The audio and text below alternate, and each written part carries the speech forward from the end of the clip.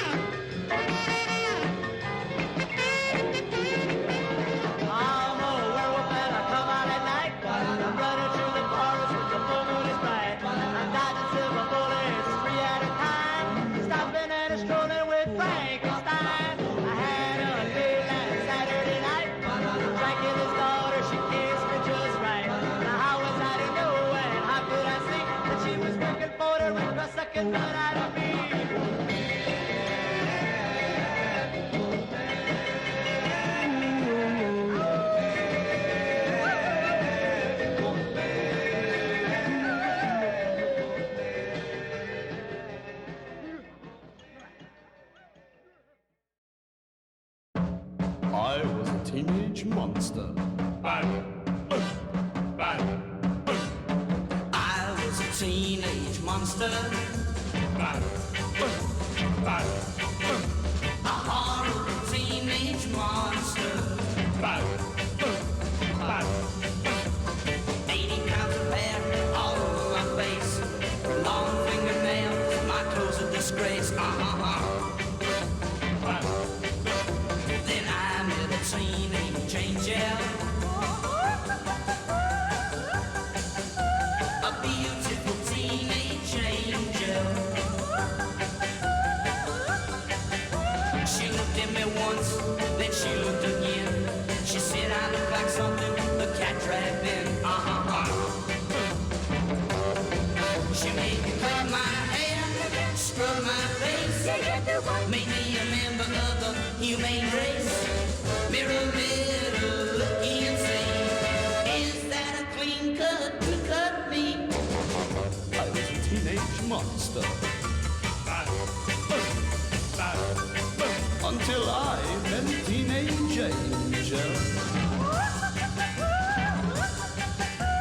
She took her lips and mixed them with mine. And up in smoke went old Frankenstein. She made me clip my hair, scrub my face, made me a member of the humane race. Mirror, mirror, look and say, is that a clean cut to cut me?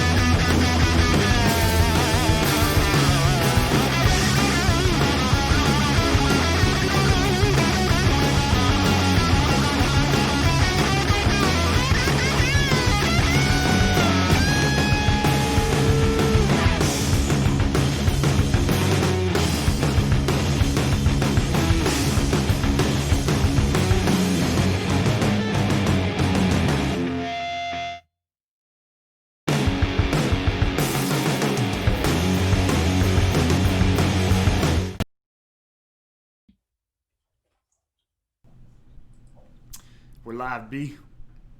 Hey, everybody. Thank you all for tuning in to Blades Against Bandwidth. We're a little truncated tonight. Jeff Goad needed the night off, and Haley might be having technical problems or what, but you know what, though? We are going to do it with Skeleton Crew, and we can pull it off because of our incredibly special guest we've got with us tonight. Ladies and gentlemen, Andy Action. Hello. Thanks for having me. Super psyched to be here. Tim, who's Andy anyway? Well, Andy is a friend to you and me. He is a wonderful human being, first and foremost. He is the cave troll / he's the Keith for the Burning Wheel HQ. Does all that stuff, gets all the books to you. He's a phenomenal musician. He's a rock star drummer. He's just an all-around cool guy. Yeah, that's Andy. Andy, anything else you want to add? That covers it. That's way too much already. I play games. enjoy rolling dice with friends. The end. Nice, Dave. Nice. Andy's actually, I don't know if it'd be too much of an aside, but Andy, I think, has played D&D with some pretty cool rock stars, too. Haven't you run games for some while you were on tour? Sure, yeah. I think I remember hearing that story once in a podcast, but I'm not positive. All right, Andy, give. I don't know if they're cool rock stars. I've run D&D for Mark McGrath from Sugar Ray. That was fun, one tour. Let's see, Jonah from Far, Walter from Quicksand. I played D&D with him. Yeah, that's the coolest. Cool. In reverse order. They're all cooler for having had known you, sir. Yeah. I'm lucky to know them. Alrighty, so without further, Haley might pop in at some point, but we will definitely not have Jeff tonight. So what's that going to mean for the raid on the temple? We shall see here in a moment. We don't have a voice of reason, is what it means. I mean, voice of We reason. need a Skatch signal, like a bat signal. Yeah, and so We're raiding a temple. Yeah. So here's a quick recap on how we got here. All right. So our intrepid adventurers who have been together since they escaped 9 towns and went and held off the horror that was the World Ender. They in fact, Septus received a visitation from the 3 Fates, who let them know that it was his destiny for him to come here and to liberate the Temple of Fate from those forces that took over it. The 3 Fates haven't been able to, they aren't able to perceive what's going on in one of their greatest temples because of this weird magical takeover. And y'all all, put everything aside and came up and made it all the way up Mount Tyche in order to discover it. You figured out the riddle of their magical stairs, made it there to the interior of the compound, dealt with a couple of 2-headed dogs, and now you're on the outside, the stairs leading up to the Temple of Fate. So I will describe the exterior again. I'm at the center of the garden. A gleaming white marble rotunda thrusts majestically towards the heavens. Marble columns coated in creeper vines support the temple's vaulted dome. The droning crickets and bullfrogs suddenly stop. Well, okay, you already killed the dog, so that part. They suddenly restart their cricketing and frogging as is their respective noises and such. Now that you guys have dealt with the 2-headed dogs, and you guys are there on the stairs, they're looking into it, and then suddenly Septus, it comes over you again. The change. Septus, once again, you feel a new personality filter down into the old bones that you've been wearing around for a while and such. You feel slightly different, your magic feels different, but you definitely remember that you're here, that this is your destiny, and that it's time to fight. I'll have to complete the Golem in the vat next time. I guess I'll hang out with these guys. All right, so there we are on the here we are. What are y'all gonna do? Quick, can you guys tell me who's who? Dak, who are you playing? Oh, I'm Dak. I'm a ridiculous warrior, basically. I have a green hat, an emerald robe, snake bracers. I don't know. I just bad taste, everything. And what's the warrior's name? Ernie. Of course. How about you, Carmen? I am playing Wiggs the elf. course. I'm kind of gross. Which is I smell slightly better than that golem from the vat you were gonna bring along, but the resemblance, yeah, it stops there. What about you, Timberly? I am playing Anatole the Thief. I'm kind of posh. I got a nicely manicured mustache and Van Dyke type thing going on. I might be copying that, by the way. Cool, thanks, gang. Well, if you all are gonna have cool mustaches, I'm gonna get a cool mustache. See, I'm hoping that eventually, if I keep growing this mustache, that Brendan's gonna bring in the magical mustache rules. Yes, that was my favorite part of the annual. It was so good. Well, you never know. Magic mustaches can happen to anybody, and they're gender non-specific. So wigs, you could just wind up with your callow. So who knows? All right, so yeah, so you guys are there on the top of the mountain. So Andy, when you guys the outside of the mountain was all snowy and everything, like it was like a typical mountain climb where you were like actually going through rugged terrain and snow. You dealt with all of these monsters that were there, these weird signs. But once you actually made it up the magic stairs, you figured that you have entered into some kind of demi realm. So in here, it's like this beautiful twilight of summer. You know what I mean? It's just gorgeous up here, and plants everywhere, and you can feel the power radiating. You as well, Wiggs. You feel the power is radiating off this place, just like it's clearly a place of special magnificence. Did you mention toads? You hear toads croaking gently. Now that the dogs have stopped, the gentle croaking of the toads has returned, along with the crickets. Can I assess my connectivity with Bugbills? Do these toads know the big bug like I know the big Bugbills? I'll give you a wheelhouse check. Roll me a d20 as your character level, which is, I forget if you're 2 or 3. Two and your intelligence modifier. Brennan, it's take with you. You're asking so many things. All right, that's a +3 on the die here. Total. You're getting hazed. We're jumping you in. We're throwing you right into the deep end there, Andy. 18 total. Yeah, you feel like the toads that are here are most likely a projection of this demi place and not true subjects of the his swampy majesty. So I'm hearing potential converts. Gotcha. You hear echoes. You know what I mean? Whether or not they actually, this place really belongs to the Three Fates, a rival patron. They're unhappy about whatever's going on now, and they'd be real unhappy if they thought that the Bugbills had some kind of play here. But then again, that might be your role in this. Who knows? The Fates told you it was your destiny. Perhaps those toads are singing of it. Good to know. Didn't somebody like release these dogs through these gates or doors up ahead at the top of the stairs, or are we at the top of the stairs?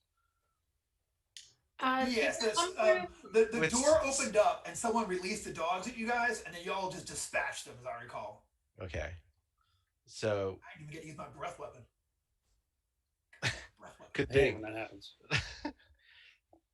So we're in a space, and is there another exit out of here, or is this just the top of a space? Yeah, so from the top of here, like you're looking down to the whole of the temple. You know what I'm saying? So you're in the middle of this great big perfume garden, standing out in front of the massive temple out there with the columns, and the door opened up, and those dogs, someone let the dogs out after you, and then shut the door back behind them. Well, who was that? Who let the dogs out, Brendan?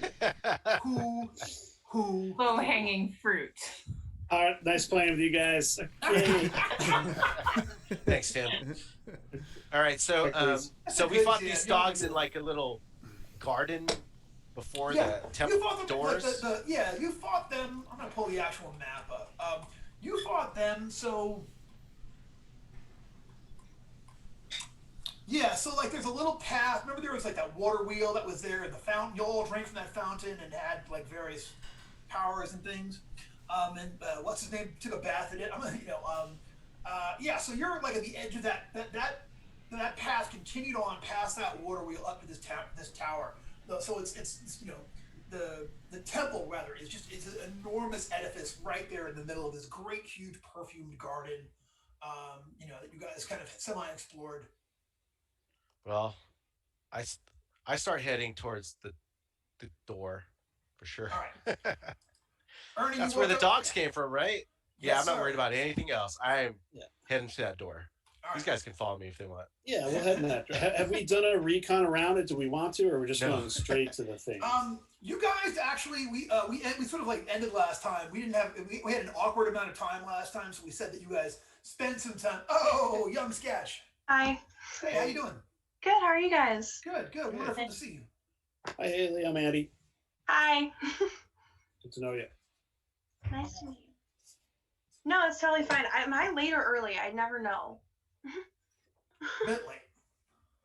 Okay.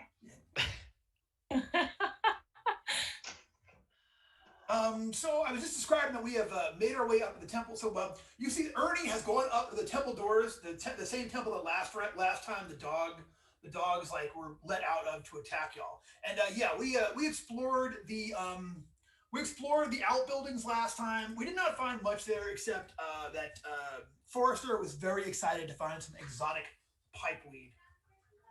All right, I gotta. My dog has been visiting all weekend and just got here. So now everyone's gonna stall for a minute while I go say hi to my dog. Otherwise she'll go back. Happy to stall. Always happy to stall. So our beloved Forrester is with his pipeweed at the moment. He's preoccupied. Yes. Yeah, you'll find us later. I'm glad that we Look how big. kind of had that, because like I couldn't remember where we left off last game because of the fact that it's been so long ago. Bobby, hello, Bobby. Little baby. I put 10 pounds on this weekend. It's pure bacon. Here, girl. Can you get back up the stairs, or you need a hand or a boost? Pure cat food. I know, right? So, all right. Well, thank y'all all for indulging me, and y'all see Ernie walk up the stairs, up the temple gate.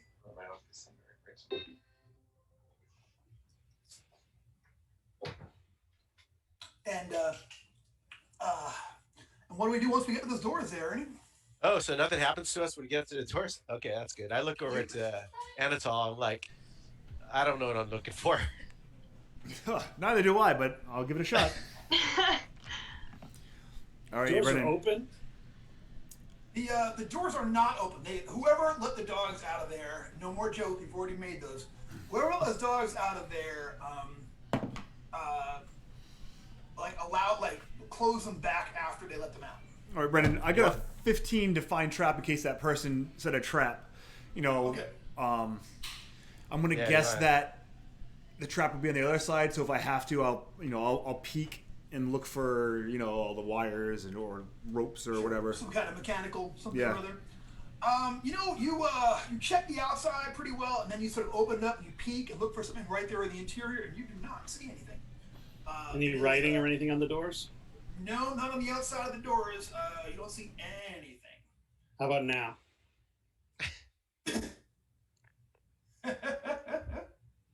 Yeah. It says, "Get out with it." You see the symbols of the three fates are on both doors, but no, those are all over the place here. You've seen those in a dozen places as you've wandered through the temple grounds. So I'll just look at Ernie and say, like, please, use those muscles. Fine. Open it. All right. The heavy marble doors swing open easily on well-oiled hinges. Inside, the temple consists of a single, high-ceilinged room lined with pews. Marble columns circle the vast chamber. A deep red carpet runs directly to the center, where statues of 3 women tower to the ceiling, like 50-foot-high statues.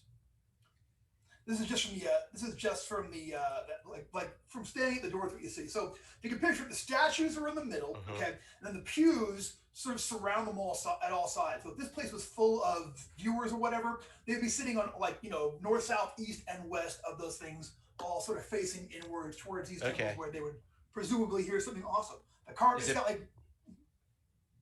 Is it pristine? Is it lit?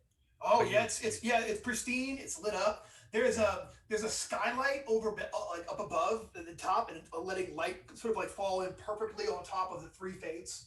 There. No one around. We're all standing at the doorway. I'm assuming at this point. Yeah. But I'm not stepping in. I'm not. Yeah, I'm not gonna. I like fake a gesture like I've seen people do when they go to church. Yeah. And then walk in slowly. All right, cool.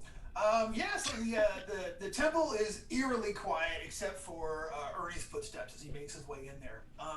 You can see that the temple center lit by 4 enormous iron braziers. A large round pedestal is topped by an enormous statuary depicting the 3 fates at their spinning wheel as I described. There's a thick line of white powder circumscribing the entire base.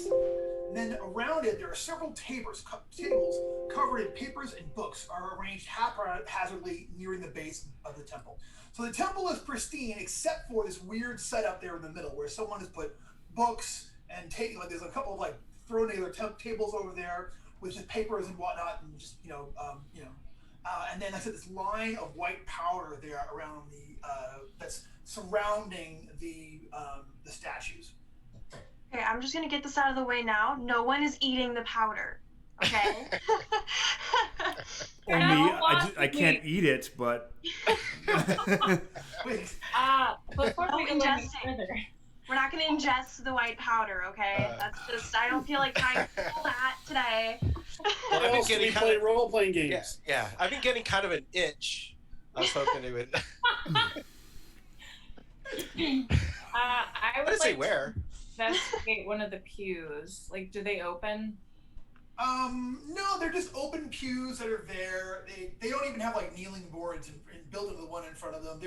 They're beautifully carved but simple. Yeah.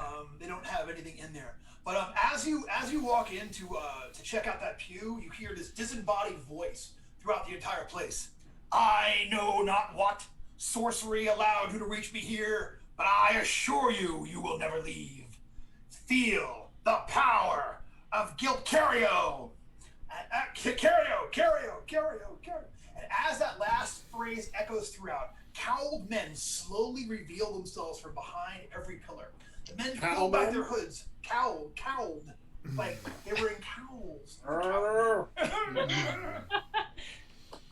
They pull back their hoods together, revealing the same face staring back from each man. Some young, some old, but they all look to be the same person. That SOB. Yep. They're actually the same person that you pull the hood off of when you guys hit them up on the Oh, the ones we tied up and then murdered? Yep. The ones who tied up, the broken arm guy who got healed and then tied up. Yeah, that's exactly them. And told you that stuff was going to come back and bite us. Mm-hmm. And as they all kind of step out there, and as like one of them is getting ready to wing a dart at you guys. So let's go ahead and roll for initiative. How many are there? When you take a quick look at them, going through, scanning around, because they're all sort of like popping out from behind stuff. But getting a quick look, maybe there's 8 of them, sort of like all around, spread out throughout the temple. That's enough. All right, so let's go ahead and give me an initiative. Oh, this is one of those days. They're going to go on 2. Dude, you've been rolling like hot garbage all day today. I have been rolling like hot garbage all today, y'all. This morning I was complaining that whenever I use Roll20, I always roll super well, and it's almost like it seems like I'm cheating. And the gods punished me for that, and apparently they're still doing it, so get ready for a quick one, fellas and ladies. All right, Haley, what did you get for Phoebe? 13. 13 for Phoebe. And Wiggs, what'd you get for Wiggs? 13. 13 for Wiggs. Who has the high agility out of Phoebe and Wiggs? Probably Wiggs. I have an 11. I have an 18. Oh, there you go.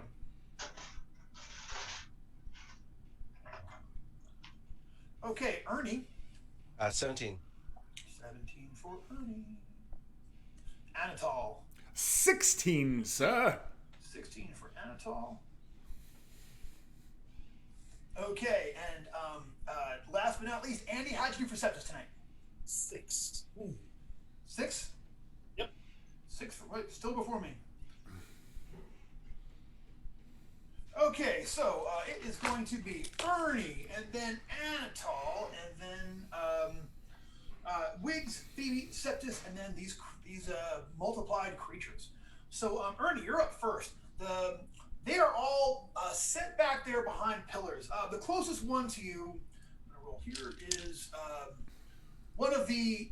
Some of them look very young. Some of them look very old. It's one of the ones in the middle. They're standing back behind one of the pillars that kind of popped out from behind it, and he's sort of like he's the one there with the dart. He's getting ready to chunk a dart at y'all. Oh, you muted Dak. How close are the nearest guys? The nearest one. Can I charge him? Yeah, you can charge him. Yeah, within 30 feet. Yeah, you're +2 to hit, -2 in your armor class. Are any of them? Yeah, I'm gonna just do some damage. I'm just gonna go take out the nearest guy. Just okay. Just gonna. Oh yeah, hell yeah. Probably a crit. 19 on the roll. That's a crit. And it's going to be 9. Hold on. These characters get complicated. 13 points of damage in his face. Yeah, you kill one. The boosh. Yes. Let me roll the crit and see if it does anything good. Kill him extra dead. D14. 10 on the crit. A 10 on the crit. Let's just go ahead and describe. Third level warrior. Third level warrior. Come out to play. You got a 10. That is the Below Crater's Temple. The foe must make a fortitude save. 15 plus speed. Or be blinded by pain and blood for 1d4 rounds. He is so blinded by pain and blood that he dies from it. Ah! I can't see! Is there another guy? Is there another guy next to him? No, they're all kind of spread out. Oh, okay. All right. Yeah, they're trying to avoid being shot with a fireball. Is there an obvious leader or an obvious? You know what? This would be like a wheelhouse roll for a warrior. So go ahead and roll a d20 and add your intelligence modifier and your warrior level. My warrior level? I rolled poorly. Yeah, 5. Yeah. You know what? You're a little confused because they all, like I said, there's some are older, some are younger, and you kind of get like, it kind of screws you up. You're like, where do these guys come from? But that is what you see. So that's your go, and it is their turn. Anatol. Anatol, you see a whole bunch of them that are out there, all kind of spread out amongst the pillars. All right, I am going to peace out and hide behind a pew and hide in shadows. Okay, go ahead and please give me that check. 12 plus 8 is 20. Yeah, and it's very easy for you to take advantage of the confusion. You can run up behind one of these pews over here and be hidden. Yeah, and it's for my move action. I'm going to try and start flanking my way around. Okay, and start moving your way around. You can move your way from where you are. You can head towards one of the young ones, one of the older ones, or one of the very old ones. I guess whoever I'm close to, one of the first ones I come across. So yeah. I mean, I guess if there's a very old one near me, I'm gonna guess if he's a wizard that maybe he's more powerful. So I'll go there, but I'll take whoever's first. It'll take you to. He is all the way at the far side of the statuary, so you can get to him next round sneaking, but that'll be your whole action. Will be to sneak up behind the oldest one. Sure. Do that. Cool. All right. There you go for Anatol, and it is Wiggs. Magic missile. All right. Finger deployed. Magic missile is cast. Make me that check, my friend. 1d4 plus 2 missiles. Hell yeah. All right. So roll. How many missiles?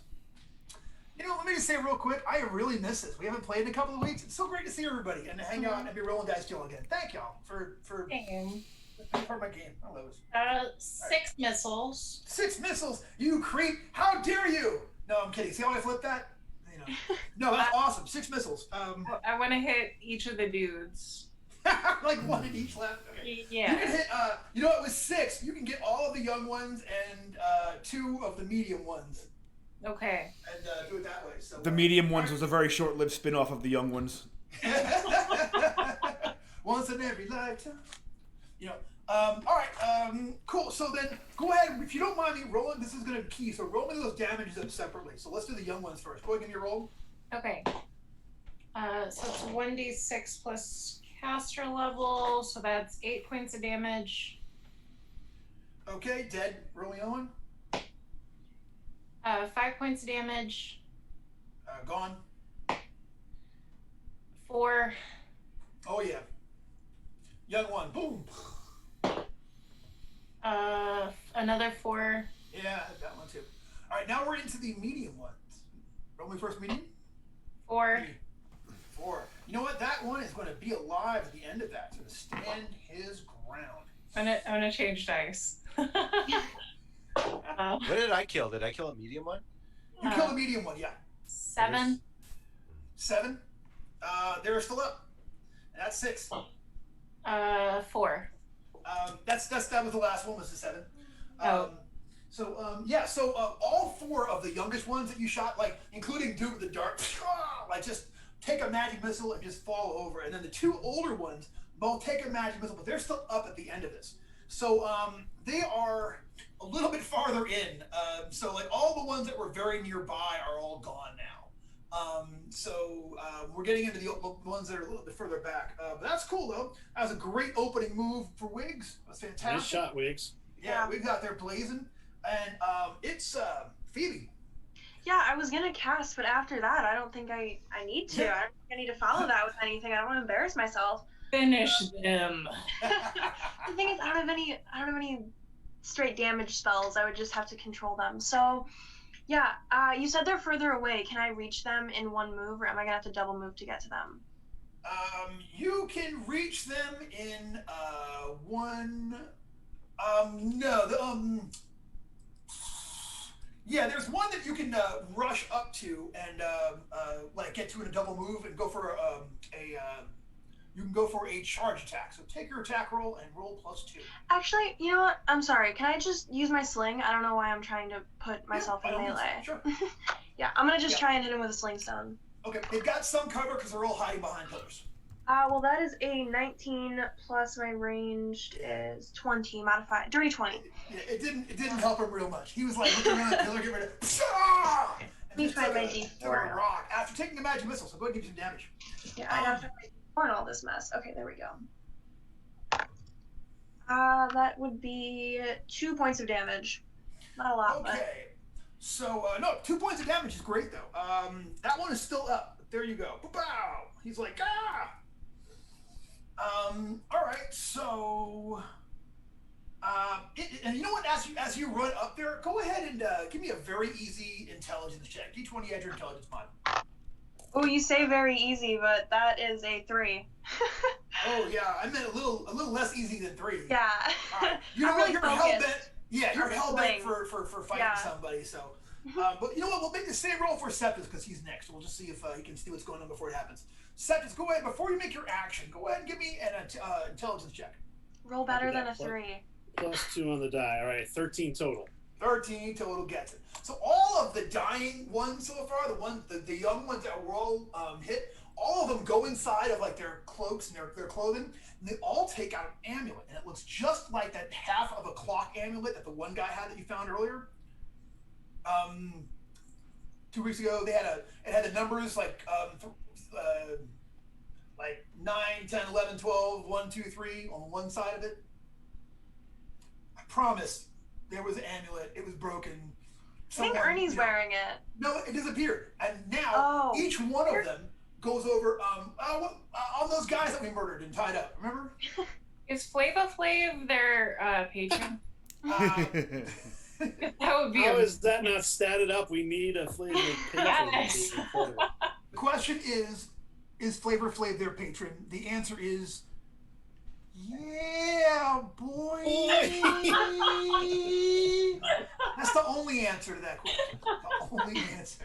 He's all of our patron, isn't he? You know what I'm saying?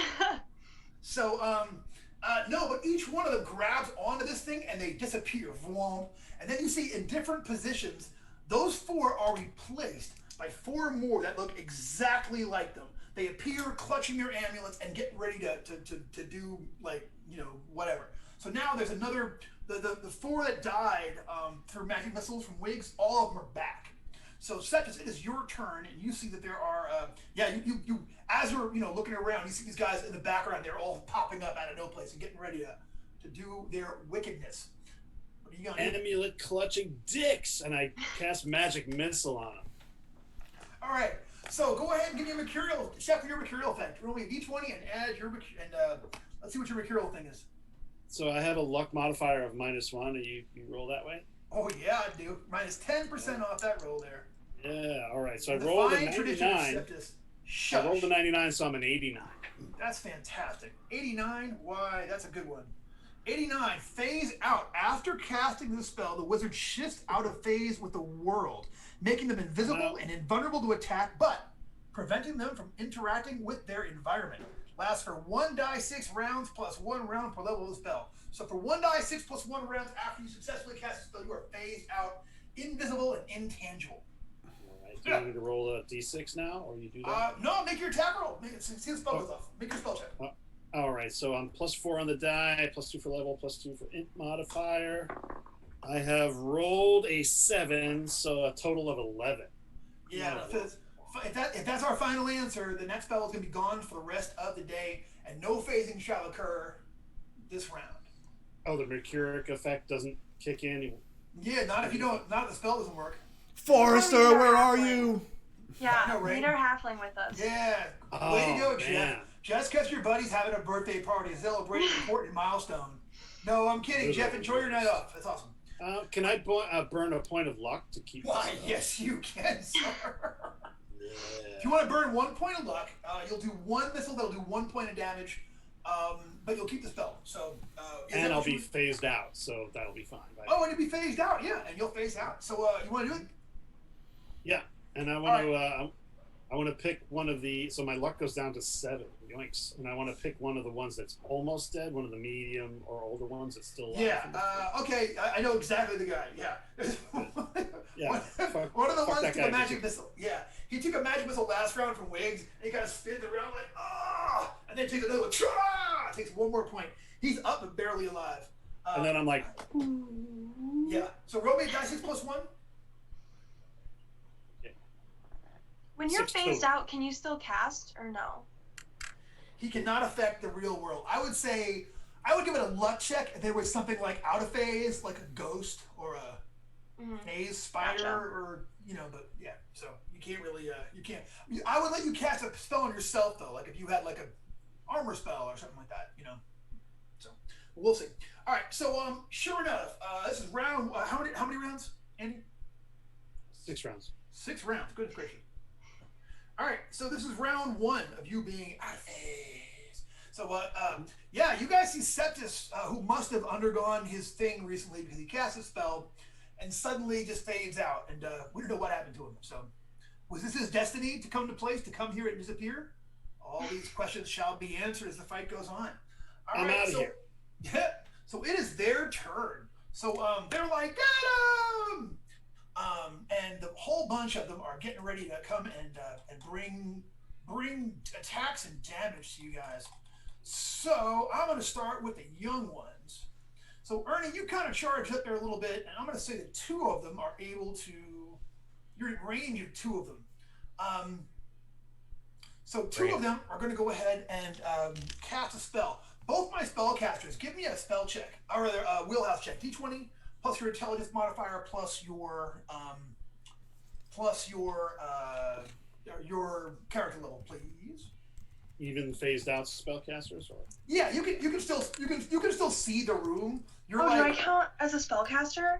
Absolutely, you count as a spellcaster for this. Oh wow. I rolled a 16. I'm at a 20. All right, and what'd you get for Wiggs? And a 6 for him. 22.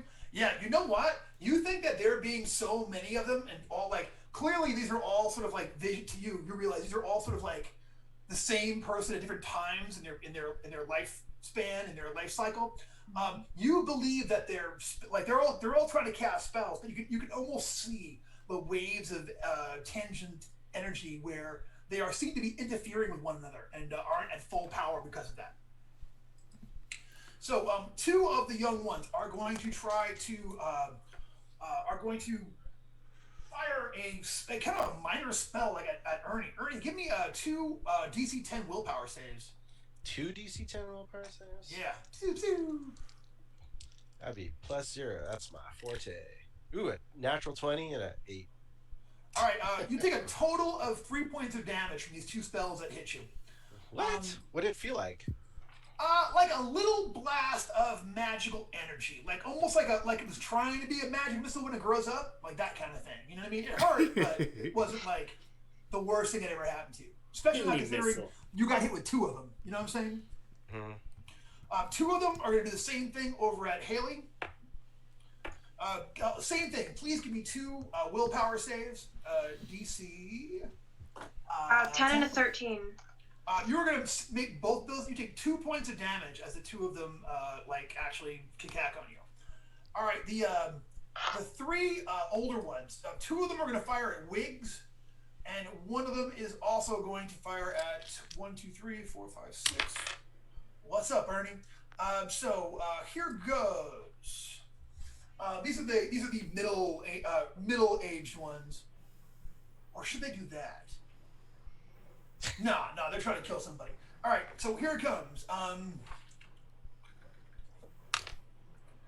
One tried to cast a spell. It clearly fizzles over. One casts a fairly minor spell effect. Ernie, you take an actual magic missile this time for 3 points of damage. 3? Yep. Are you holding up, Ernie? Oh, okay. Fire at Haley. It's going to Probably miss. taking 9 points of damage. At Wiggs, rather, miss. And then the one in the back is going to cast a spell too. Is this like the older guy? The older guy is going to cast a spell on himself. Well, that is terrible. Hold on a second.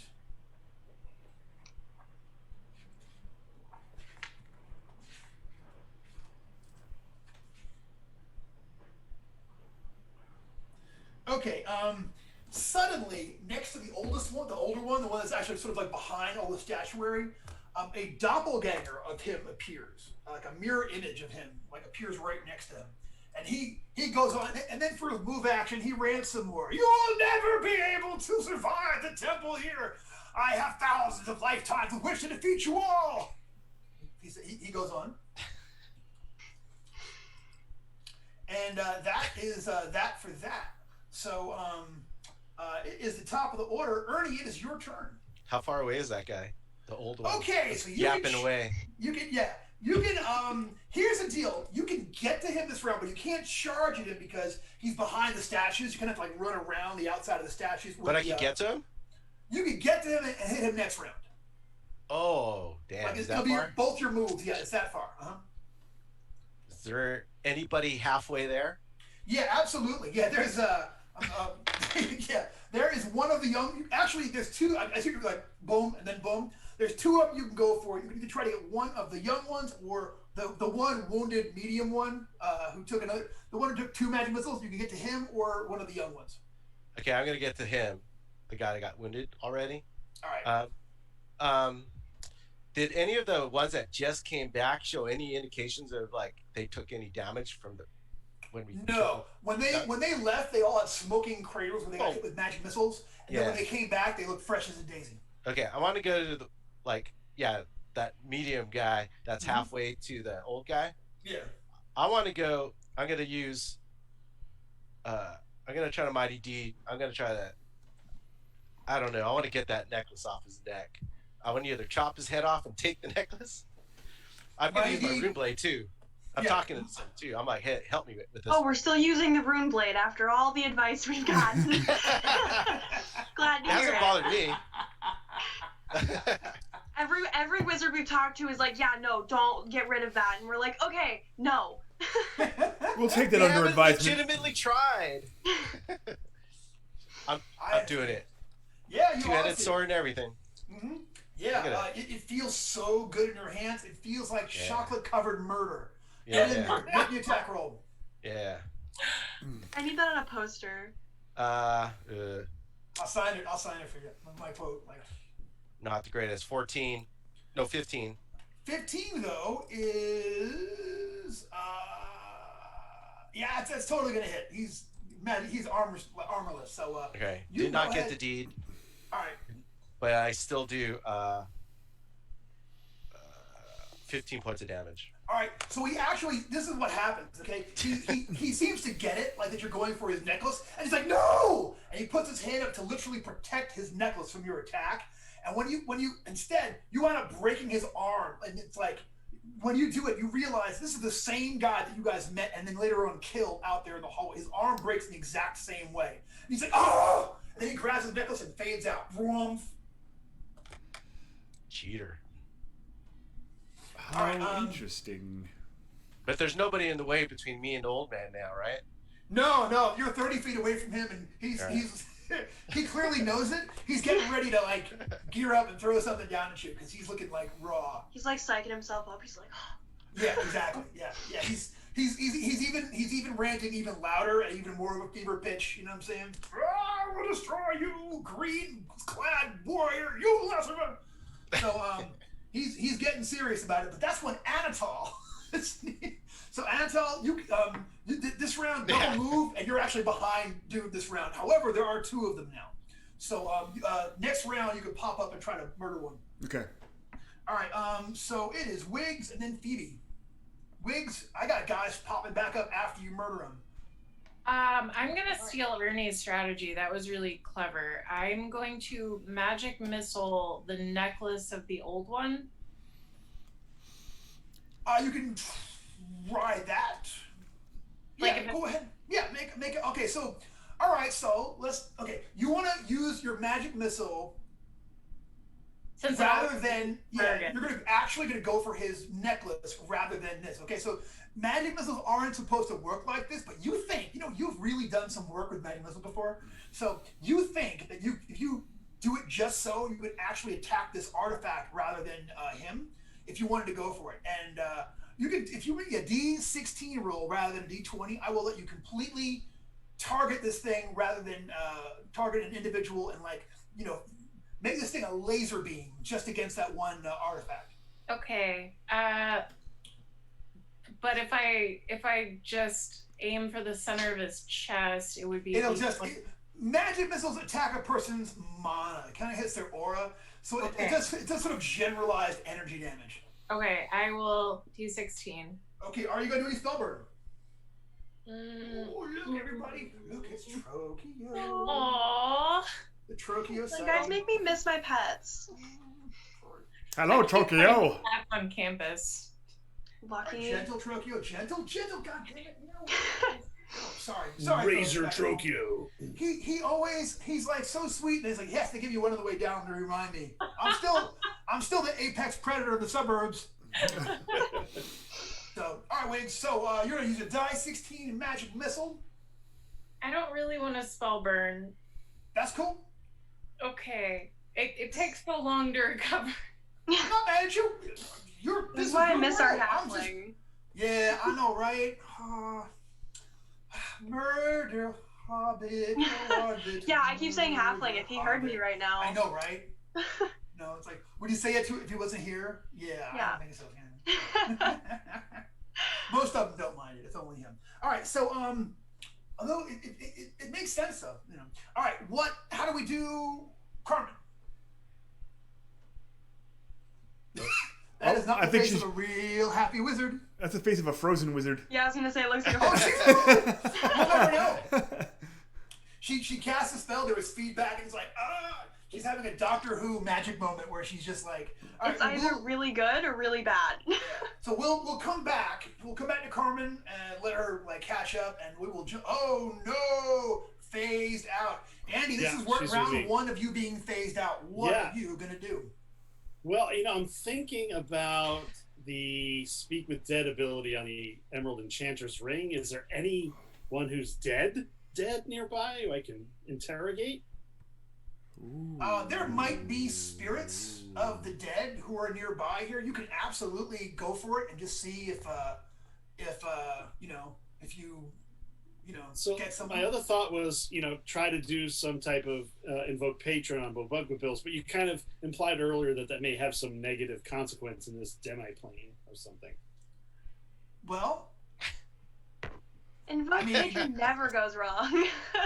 There's only one way to find out.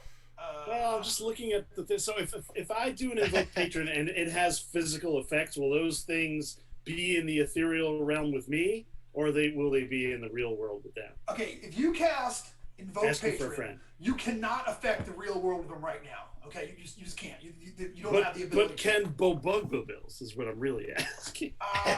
He would channel that aid through you, and it would go out into the ether. You know what I'm saying? Gotcha. Like that's Okay, the way it is.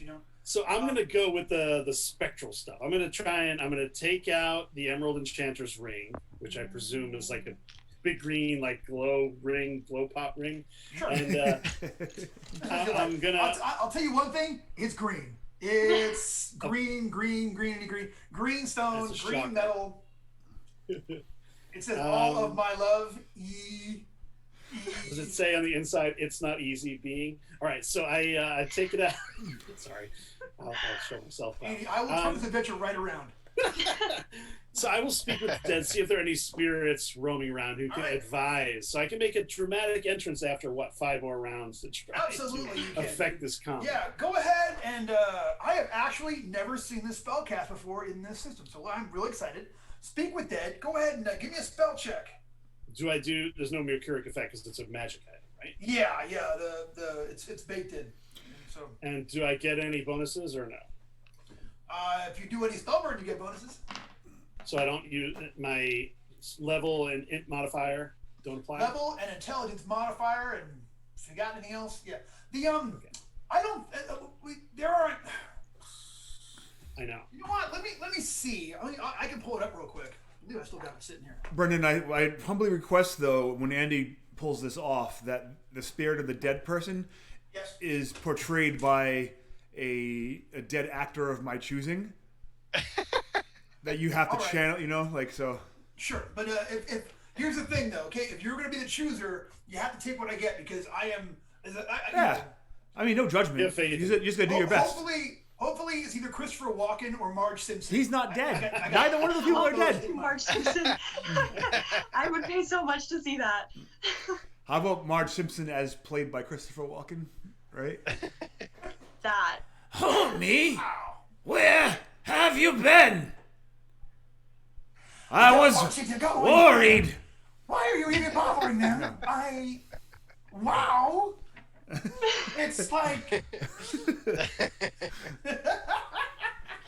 All right. Beautiful Andy, performance. Thank you. I do what I can. Andy, by all means, please make your check and tell me how you do.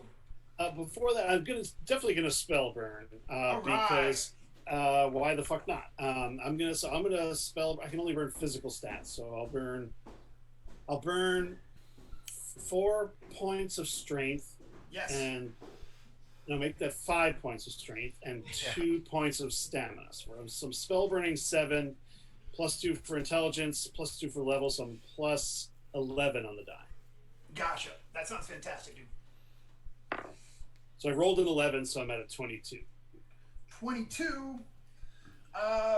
Okay, so sure enough, as you cast this spell, this temple. So this is actually a like the shade of a wizard, a follower. He has the symbol on his face that means he's a follower of the three fates, and he looks over at you and he's like, and when he sees you, he kind of falls to a knee and he's. Tim, what actor are we going with here? Abe Vigoda. That's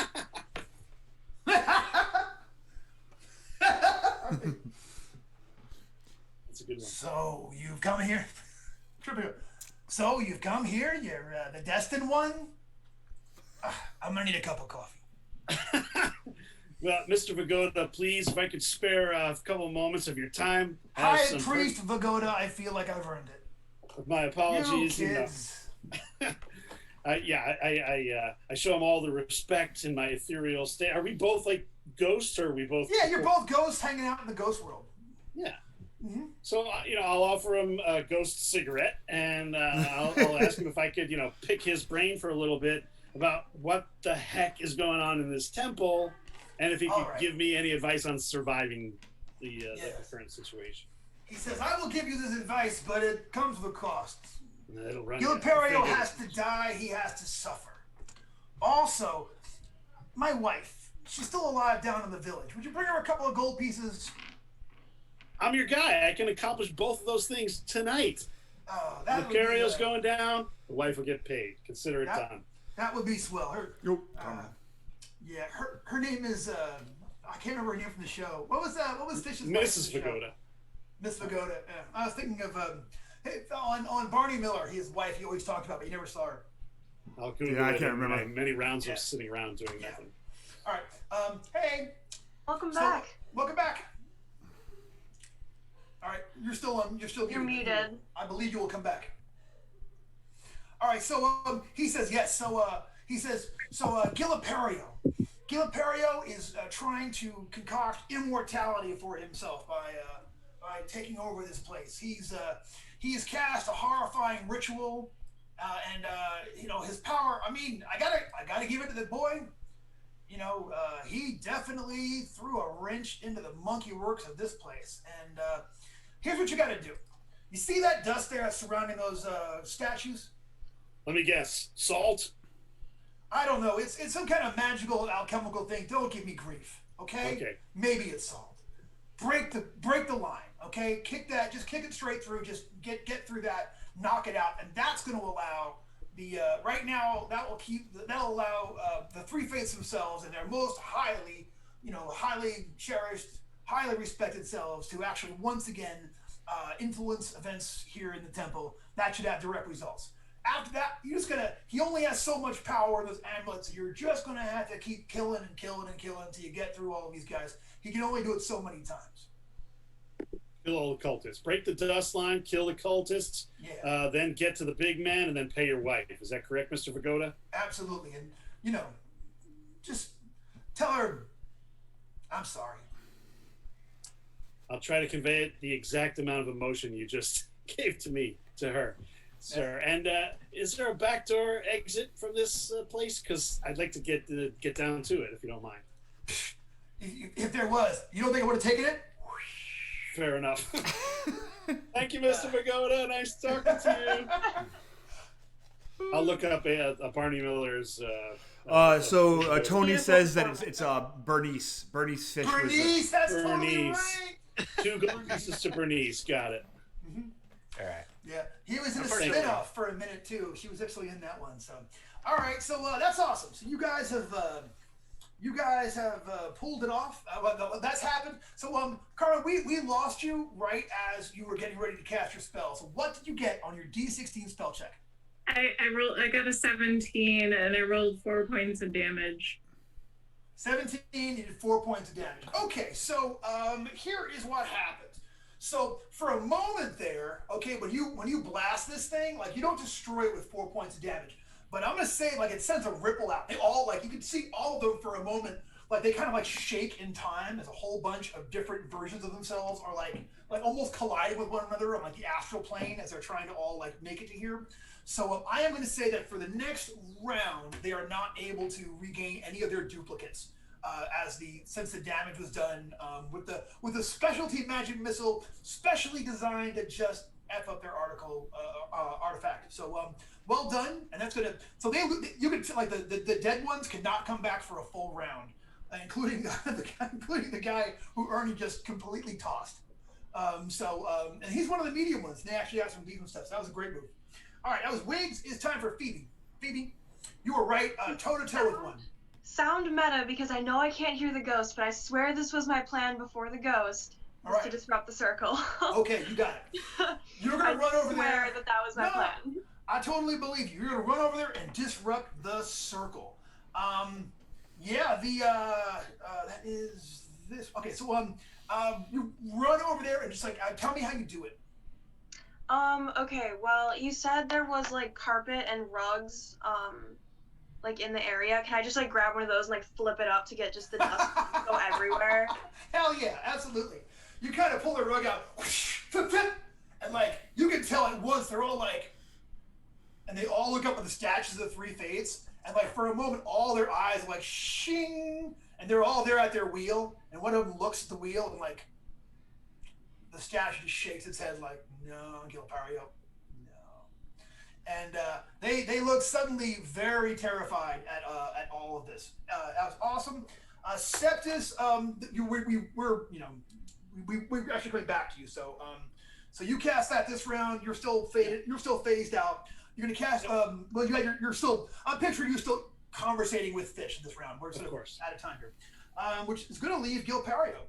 So okay, so the Ernie, the older one, sees the writing on the wall. You have killed his one dude and are like literally like looking at him. He casts his one duplicate. He doesn't think it's going to be enough, and he is about to do some shake and bake. Parlay. He wants a parlay. Yeah, he wants to parlay. That's exactly what it is. No, instead, he is going to let's see. Challenge you to a Beach Street breakdance competition.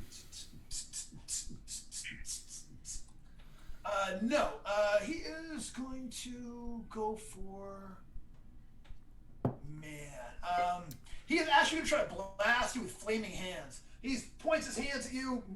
No, and rolls bull crap. And that spell just fades out. So that didn't work out. Laugh. Going back down working my way down the line. There are two of the medium age ones. So the one is going to swing at Haley. It's going to run up to where you are and be like, no! And is actually going to run up from behind and try to. You have no kind of. Actually, he just sort of points at you and shoots a flaming orb that's going to fly over at Phoebe. That's fair. 6 points. So the 6 to hit. A flaming orb goes right past your head. Can't do it. Very different things. 6 yeah, hits. very different. The other one is going to fire one at Carmen. That's actually going to get a total of a 16. Does that get you? Ow, yeah. You take 3 points of flaming orb damage. And then the young ones are all going to move. They're all going to charge up on Carmen. Because like Carmen went after the amulet and they're all panicked. So all of them are focusing their fire onto Wiggs. So here goes. Please give me 4 willpower saves, DC 10. 2. That's so no. 2 and 6. All right. So you take 8 points of damage from these ones, all blasting you with their little. Again, it feels like a minor magic missile, but there's so many of them that it's starting to become overwhelming. And then the ones that still have move actions are going to duck for cover this round and hide behind stuff and try not to get cowards. I mean, that's their plan. So we're going to move up to the top again. So it is Ernie. It is your turn. Oh yeah. So as a wizard, Glip, old man. Old man Glips. Yeah. Is there 2 of them? There's 2 of them. There's 2 of them looking exactly identical, and you're not sure. I mean, there are a lot of identical matches out here, so it's who knows what's going on. But then I see it happen. Doesn't matter. All right. 50-50, right? Yeah, sure, 50-50. Get in there, man. Wait. No, I'm gonna do a mighty deed. I'm gonna do a pushback. I'm gonna angle it so if I hit the doppelganger, I'm hitting the doppelganger at the other guy. I don't know what I'm looking at. Are they actually doppelgangers or is it just a mirror image? I don't even know, right? Yeah, you can't tell. So okay, I'll say there's 2 old men over there, like 2 old men copying each other. Yeah. So here's the way we'll do it. Like, okay, so you're basically going to use your deed to try to negate his spell. Is that what I'm saying? What I'm getting from you? I'm gonna try to cut through 2 of them. Get them both. All right, cool. So if you get a 3, I'll say if you miss on the first one, you can continue going on to the second one and get a reduced die. And if you get a 4, it'll be better. So give it a shot. All right. We'll start from the top. Start from the top. Yeah, that's a 5 on the deed. Oof. But I only got a 5 on the actual roll. So 10. It's still going to be, with the Rune Blade, 15. That's going to hit with the Rune Blade. That Rune Blade is crazy. Freaking blood. All right, so roll me a d20 and just try to roll high. Give me an 11 or better, no mods. Low. All right, you get the wrong one. Okay, so you swing through like the doppelganger, which disappears, but you got a 5. So I will say you can make a use the same D die, okay, but make a second attack at the next one and just roll -2. So d20 d20 -2, and then add your other stuff. Add your D, your strength, and the blade magic. Okay. So 18 plus 23. Nice move. All right, yeah, that's totally a hit. So go ahead and roll me damage. Well played. 13 points of damage. Pretty. So his doppelganger disappears, and you cut right through it, and knowing it was coming, go ahead and cut the old dude too. It looks real. Yeah. Very displeased. I say you should have parlayed. He's looking unhappy at this point, but he is still in this. Yeah, he is still in this fight and still thinks he's going home with all the marbles. He's like, "You think you can defeat me?" He says, although he doesn't look as confident as he did a minute ago. All right, but hey, and that's when Anatol pops up out of the bleachers. All right, so I hit a 15 with a backstab. Yeah. There you go. All right, so damage is 9 points of damage. Okay. But if he's still up, then I will roll my crit. Just describe to me the awesomeness that is your crit. I've been watching a lot of Friday the 13th this week. I think I'm going to go with the, from Friday, I think it was part 4 or part 3, when the girl was eating the banana and he stabs her through the back of the neck and the blade comes out. And for some reason, Glipkerio has a banana in his hand and he's crushing it and it squeezes and falls over. Yeah. Gotcha. So after his last shot, he decided he needed a little potassium to get back in this fight. Yeah. I know what we need here. You're in trouble now. Yeah. And he staggers over and falls down there at the base of the statue. High five, Anatol. Yeah, you're right. All right.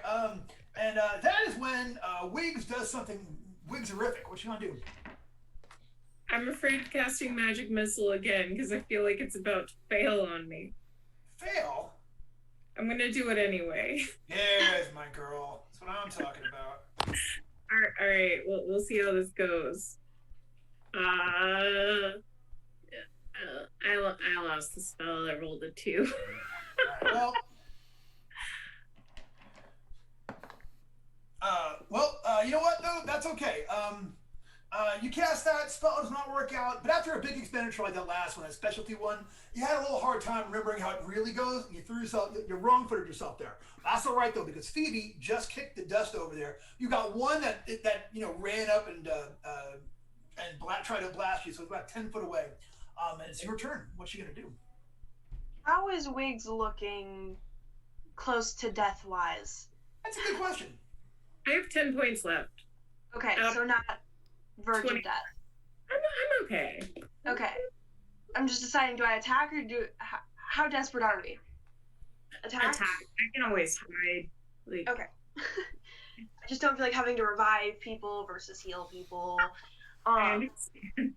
Yeah, no, then I'm going to go for the one that just fired at me. His mistake.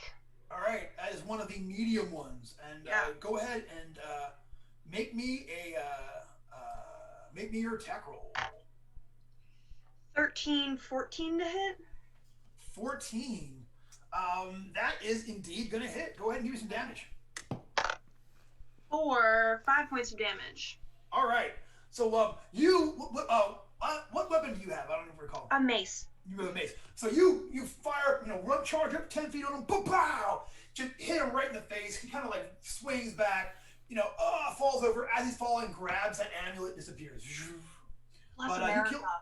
You kill him. And so did the old guy too. The one with the banana also disappeared. I love how these things get worked into the tapestry. Banana Man is he also disappeared. I didn't mention it. There you go.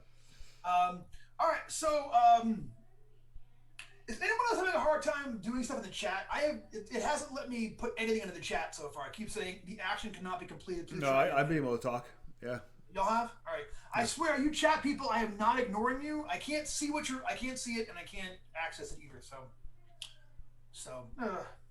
All right. So that is that for that. But it is so Septus is round 3. You are finishing conversation with Buddy. Do you have any? Are you gonna do anything? You can cast a spell on yourself. You have something. I was looking through my spell. The only thing I could think of is if I cast Invoke Patron within the ethereal realm, maybe something cool will happen that I could bring back into the real world with me in the interim. So, I mean, what could possibly go wrong? So, I'll get all Bugbills in and see what happens. All right.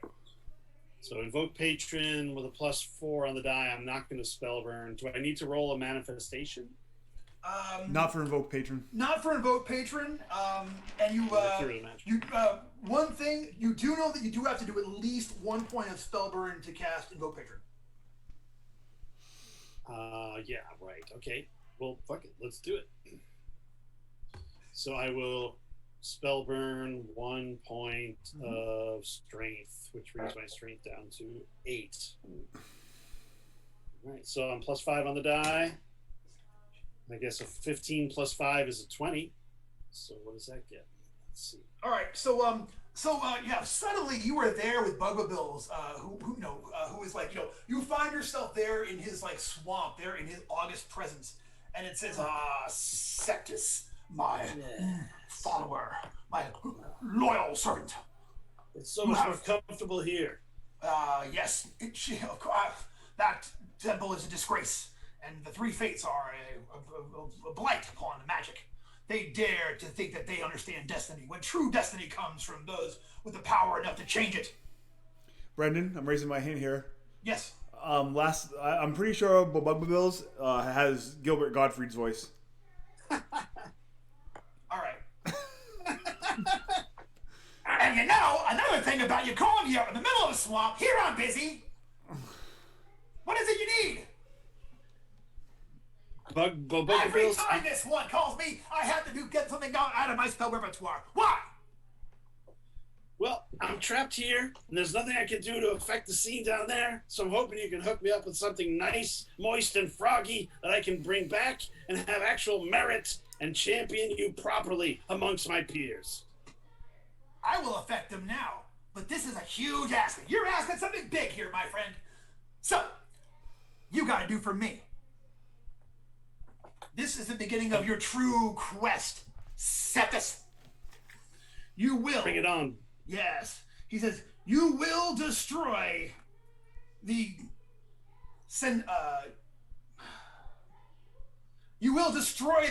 offshoot cult known as the Selenetian Knot.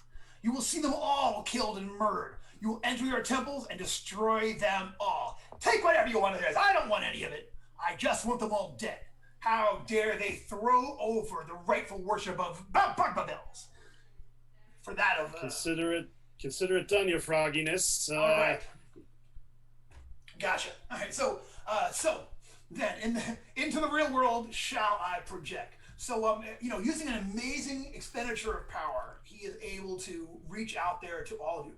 So suddenly, everybody, all of y'all there in the real world, you guys hear this like frogs singing. All those frogs that you heard before, like suddenly it hits fever pitch. And when you look up, they're everywhere. They're up at the skylight, looking down from up above. They're up across the pews. You see these frogs like, and Glipkerio is completely confused by it. For the next round, Glipkerio is -1 die on his stuff, and you guys are going to be +1 die on everything for your next action. So, thanks. Thanks, Frog. I haven't seen Gilbert Gottfried. Is he still like doing comedy. I haven't seen him in a minute. I had like. Yeah. Have you ever heard his real voice? He sounds nothing like that. Is that right? Yeah. The most joyful thing I've seen all year is his dramatic reading of WAP.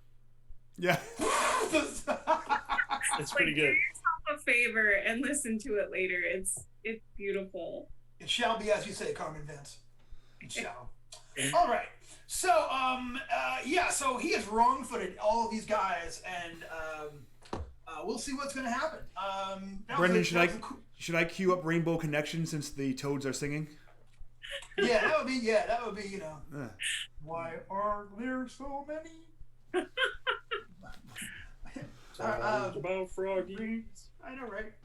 All right, so boy, it's, I don't get to do this many voices, and this is a real opportunity tonight. So thank you for making this meeting. I appreciate it. All right, so suddenly, Wiggs, sorry, Anna. No, who goes next? It's actually their turn. All right, they're all going to go, but they are at a minus. So they're going to do their least bullcrappy kind of things, i.e., they're all going to fire their flaming whatever's at you, except for the main guy who is going to do nothing because he's gone this round. No replacements to come. So the three young ones, all of them are going to fire their flaming, just little flaming balls come out of their hands. Here it comes. Okay. So actually, I got a 15 to hit you, Ernie. Does that get you? All right. Flaming ball bounce off your armor. Anatol, 13. Nope. Cartwheel out of the way. Phoebe, nope. Carmen, nope. All right, the one older one is still fighting with Haley and is going to fire his little flaming thing. Nope. And the elder one has not been replaced this time because of the disruption caused to them by Carmen's carefully done magic. I keep saying Carmen says it because your name still says Carmen in the computer, and my eye keeps falling on that, and I'm sorry. Hello, buddy. Hello, sweetie. Who's that one, Carmen? I found him on campus about a week ago. He's very cute. I have lined up for him. We found a home for the last one in Oklahoma City. So. Goodness gracious. He's very cute. Name? He seems very affectionate. He is. He's a cuddle bug. We're calling him Waffles. Waffle. The last one was no. He's very cute. He seems to be in the game. Well, that is adorable. All right, so Ernie, your turn. You got +1 die. What are you gonna do? Where's the next guy? Who's the next? Who's that nearest me? Nearest you. Not currently in melee.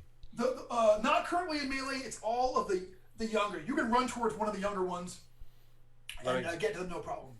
Is there like another older one around? No, you know what? Like last round, they've been popping back every round, but the older guy did not reappear this round. It's weird. Okay, then there's a medium. And how many medium guys are? Is there a medium guy nearby? You said not in melee. There's a medium guy you could make it to, but they are in melee right now with Phoebe. With Phoebe? Oh, you know what? I'm gonna join that fray. All right, run over, join that fray. You are welcome to it. Yeah. Get in there. Don't forget your +1 on your action die for this round. Oh yeah. Wait, +1? Yeah. So roll like a D24 rather. Yeah. +1D. D24. Yeah. All right. A lot. 23. Yeah, cousin, that's a hit. Yeah. Give damage. Please will be giving big damage. 16 points of damage. 16. Yeah, I just did all damage. I didn't do a mighty deed. I'm no, I get you. I get you. Bits. Yeah, you cut back the one that was over there firing flaming orbs over at Phoebe while she tried to hit with the mace is officially cut in two. You just run over there and just slice him. Yeah. And and there you go. Also, this round I'm gonna like as you do that, you hear this like thunderous kind of thing, and a blast of lightning comes down off of the statue. And one of the four young ones just is incinerated by a bolt of lightning that comes from that statue. Cool. Very nice. All right, Anatol. Suddenly there's lightning involved. All right, I will keep my dagger in hand and whip out the long sword. Yeah. And I will. Guys, I want Waffle to be my new best friend. I know. Waffle. Isn't Waffle adorable? He's adorable. He's real good. Yeah, so I will go up and help. If already my friends being doubled up on, I know. So essentially, Ernie helped out Phoebe. How's everybody else as far as like number of combatants? Everybody else has been firing stuff. It does seem like they've been concentrating on wigs. Okay. Concentrating to hit and have not actually connected recently. So. All right. Well, I will. Then I'll go after one of the dudes that's like shooting things at wigs. All right. And I'm just looking for my D. You know what? I'll roll a D8 and a control die because I can't find my D16. That. All right. So for my longsword of the D16, I hit a 12. 12's gonna hit. Give me damage. All right. That is 5 points of damage. All right. Yeah, you stab that one. They grab their amulet and disappear right. as they fall down. Is there one close enough that I can hit with my dagger with the two-handed, or throw my dagger? No, they're too spread out for that. Yeah. Okay. But that was Anatol, and it is Wiggs. Wiggs, a couple of them have been firing stuff at you. Not all of them have been hitting, but it is your go. What are you gonna do? I will take partial cover behind one of the pews. Got it. And I will fire an arrow. Fire an arrow. All right. Go ahead and take your shot. It's a dirty 25. Goodness gracious, that's fantastic. Roll me damage. That's such a waste, though. No, that's an arrow. That's a. You know, part of the character of Wiggs is that, like, beyond everything else, Wiggs is a superlative archer and has really pulled a couple of amazing shots off. Back at the stagecoach with the Emerald guys, I mean, you know, that was amazing. So. 6 points of damage. Yeah, but wow! You get one of them in the bread basket. They kind of stagger back, fall over a pew, grab the amulet, woo, disappear. Where is the bread basket? So right here. Can you see where I'm pointing Can you see where I'm pointing? It's like down here. It's like the center of mass, low to the left. Okay. It's a boxing term. Pretty sure. I'm pretty sure. All right. So it is Phoebe and Septus. So the one that was right in front of you is now dead. Yeah, I'm gonna thank Ernie and head over to Wiggs because I have a feeling they're not gonna suddenly stop shooting at Wiggs. So I want to be there to lay on hands if necessary. You can move back and get up to Wiggs, and you can go ahead and be there and to help them out next round. All right, sounds good. All right, awesome. So that being the case,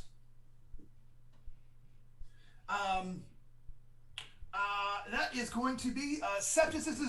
This is your second to last round of being out of phase. You're muted. This is Septus' second to last round. I'm just gonna lay low and be safe this round. Move past. Cool. You know what is up with the damn thing? All right, I can't get. This is so frustrating. I can't get to the chat window, so it's just like I can't see anything. I got it up. It's a good thing. They're like, wow, Brendan is really a dummy.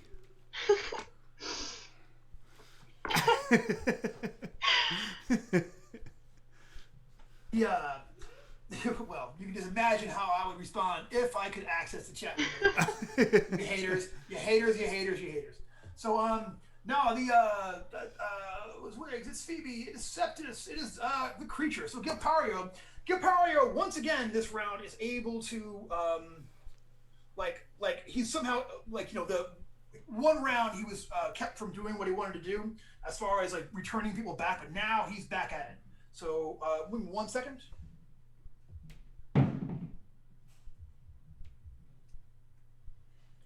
All right. Yeah, so suddenly a whole bunch of them reappear. So there's like, once again, there are 9 of them, including another one of the old-looking ones. Jesus. So, yeah, so the young ones are once again going to all concentrate fire onto Wiggs.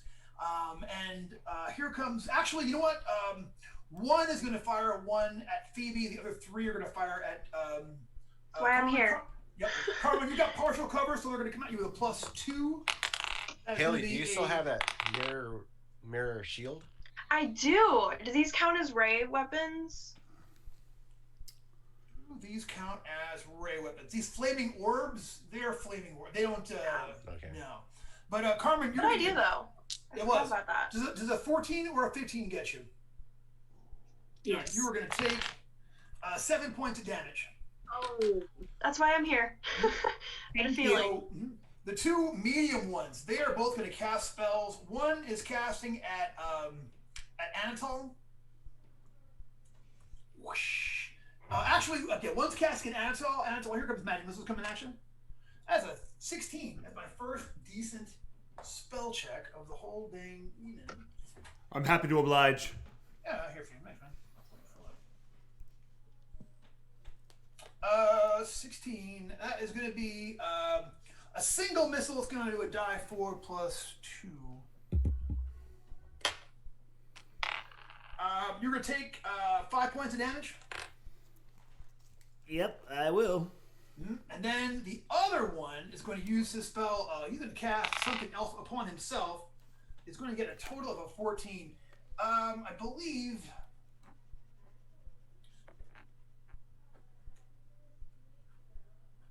I'm gonna have such a busy day.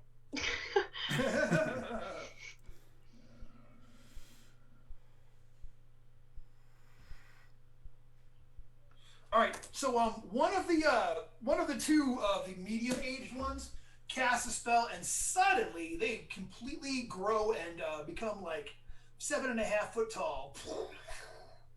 And he's getting ready to come over there and pound on Ernie. It looks like. And then the old fellow is the last one left. He is going to absolutely cast a spell because he is done with this one nonsense, and he is going to lose a spell. So whatever he tried to do, it does not work out. And you can think that the minus die did not do them any favors this round whatsoever. So that is what they are up to. And it is the top of the order. Ernie, you killed that one, and you see the enlarged one is making his way over to you. Like you can tell, he's getting ready to charge over to you. Yeah, I'm going to go ahead and meet him halfway and take him down. All damage. All damage. 20... 25? Yes, that will be. You say it like it's a question. 11... 16 points of damage. Yeah, that cuts right through his extra hit points and everything, and he's going to fall down dead. That is not great for him, but that's okay because this fight is ongoing. And the one yells like, "We only have to be lucky once, green garb fool!" And did this guy grab? Did he grab his amulet and fade away? Oh yeah. Oh, okay. Yeah, he grabbed it. Yeah, that's their standard operating procedure is to amulet up upon their 0 damage so they can appear back next round. So there is there for there. So it is Anatole, then Wiggs. All right, can I get up to one of these dudes? Yeah, you can get up and pickpocket to take the amulet off. Okay, I will say if you spend a round sneaking and give me a DC 15 move silent or hide your shadows, next round you can get up behind one of the young ones or one of the medium age ones, and then try to pickpocket their amulet off. Yeah, I'll go towards the medium age one. All right, you're gonna go sneak up behind one of the. So go. Give me that hide check this round. All right, I missed it by 1, so I'm gonna spend a point of luck. Spend a point of luck. All right. I wish the Luck Hobbit was here. I know, right? Be a very different fight. Be over now. Brendan slept for 1 hour today. Oh no. That is not. I'm in college and I get more than that. That's not good. Yeah, I'm having a bad one today, so I'm in there. I'm doing it. Hooray! I'm just, more respect. voices. The voices are keeping me focused. So more voices. So I don't know about very many. Like I think you've heard more than my repertoire. I've expanded today. All right. So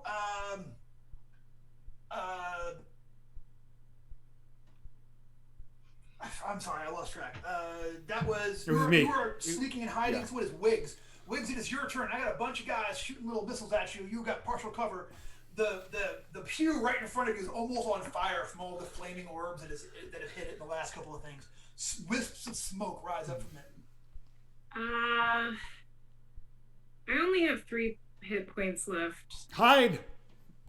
Yeah. Have you been factoring in the cover? Because I know you're hiding behind the pews. Yeah. Yeah, it's only giving me like a +2. Yeah, I'm subtracting off my hit rolls on my guys. So. You should go and just do like complete hide cover. Yeah, I'm right there. I literally go next. I'll help, but just get down. I'm gonna hide. All right, Carmen.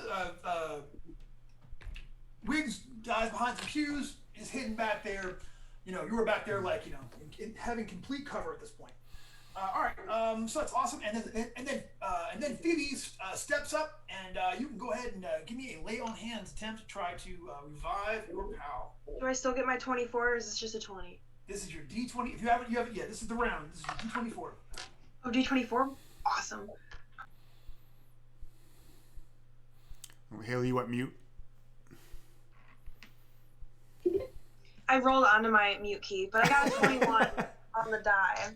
All right. How many dice is that? +4. What's your alignment, Carmen? Neutral. Neutral, and I don't even know my own. I'm lawful, so adjacent 24.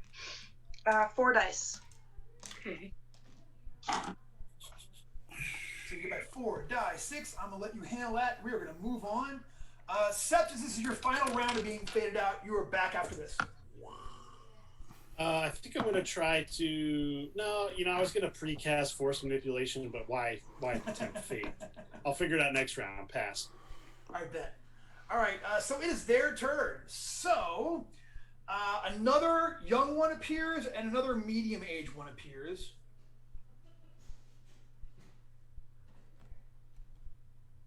And they are going to attack. So, they can no longer... see to fire their little flaming missile thingies at Wiggs, but now they can all see where Phoebe is. So Phoebe, since you're actually standing in the pews, what's your armor class +1? You'll have minor cover from being.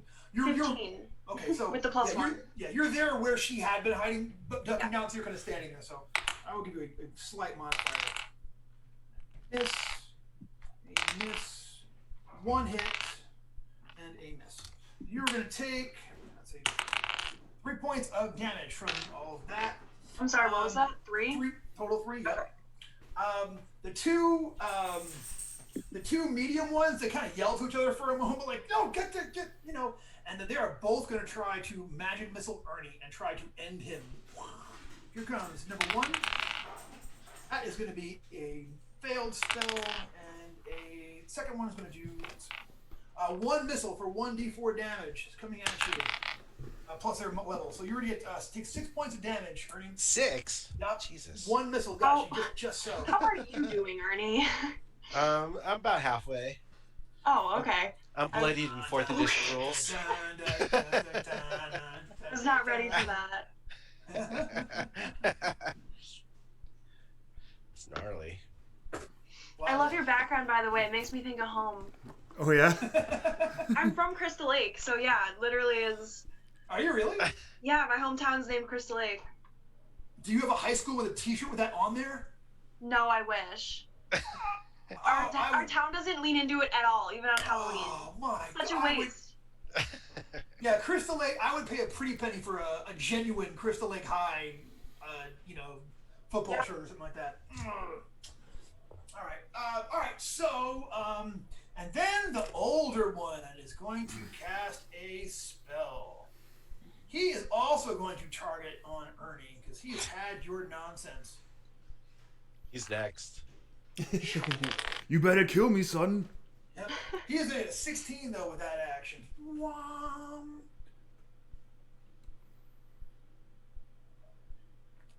Don't you ever? Isn't your AC higher than 16, Ernie, or no? It is 16. Oh, it but is. He's not. Okay. He's casting a spell. Oh, I'm casting a spell, kid. All right, so next I'll hit the Ernie. Yeah. Then I'll hit Anatol. One thing sucks, Ernie. This is actually a ray spell, so if you had that shield this round, this would have been the perfect time for it. How do we have this many spellcasters happening? All these spellcasters, and we haven't had a spell duel yet. What's happening? Yeah. It's wasting it. Yeah. We could be don't doing waste like it. 25 fronts. Got to deal with the big guy, the old guy, not the kids. All right. So go ahead, give me a willpower save, DC 16 for Ernie. Yikes! Will? Please. Damn it! Not even close. 7. So you are going to take 6 points of temporary strength damage. Oh, what? Does that affect my modifier right away? Yeah. What's your mod? What does it bring it down to? 6 points of strength damage. God damn it. 8. So yeah, your modifier is -1. Oh. I can take that. -1. I'll swing by. Yeah. Next round. No, I'm staring right at him. I felt it. I didn't even All flinch right. when he blasted me with his whatever that. What's that? Establish called? dominance. Just keep eye contact the whole time. Ray of enfeeblement. Yeah. He is Ray of enfeebled you. Yeah. The fight is going to continue. That's all. That's their whole thing. So now everyone's back at normal numbers. It's the top of the order. Real quick.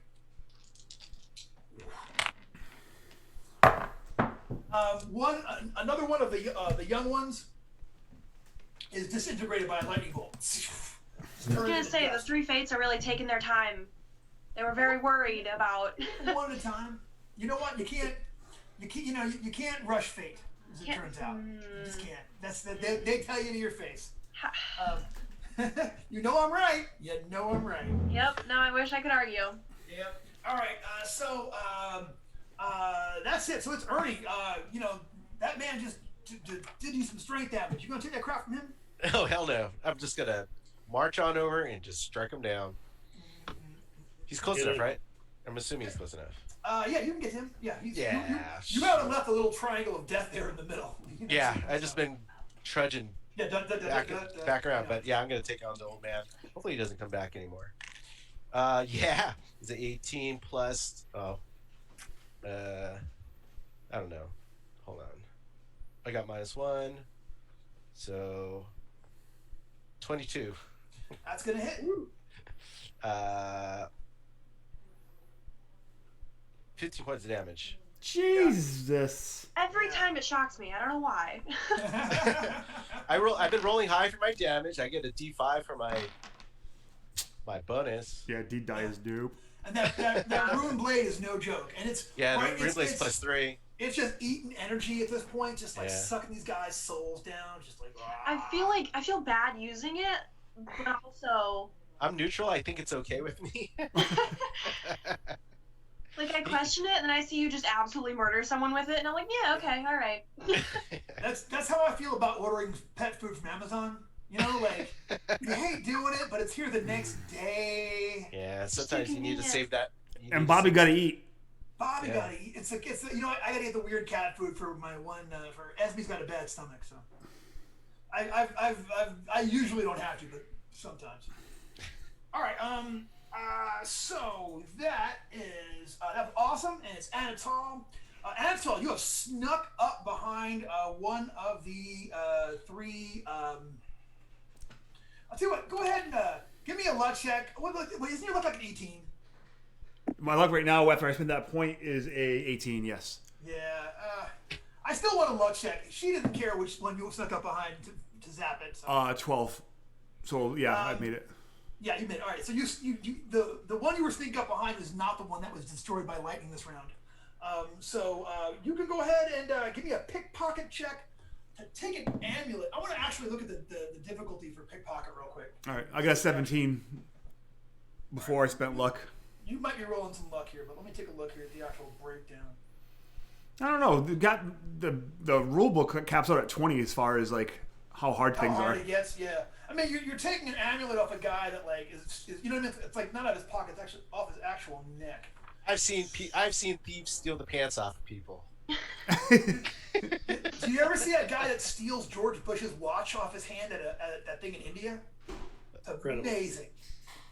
He shakes George Bush's hand and then just gets his watch, like his Rolex. Like it was, you know. That's insane.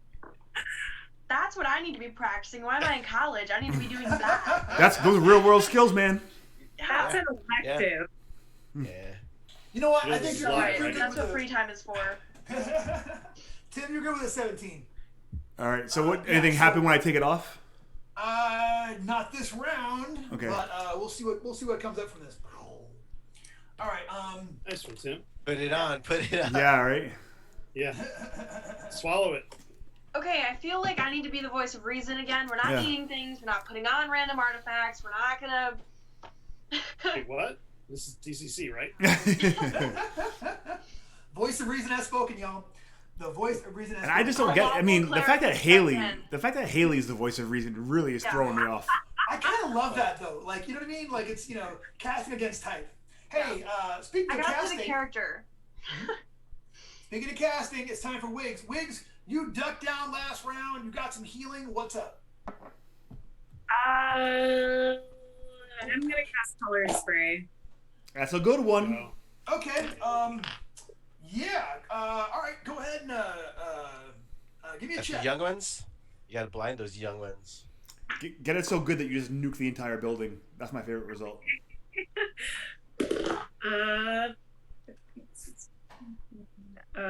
That is a 22. 3 targets within range. And range is 40 feet. Okay,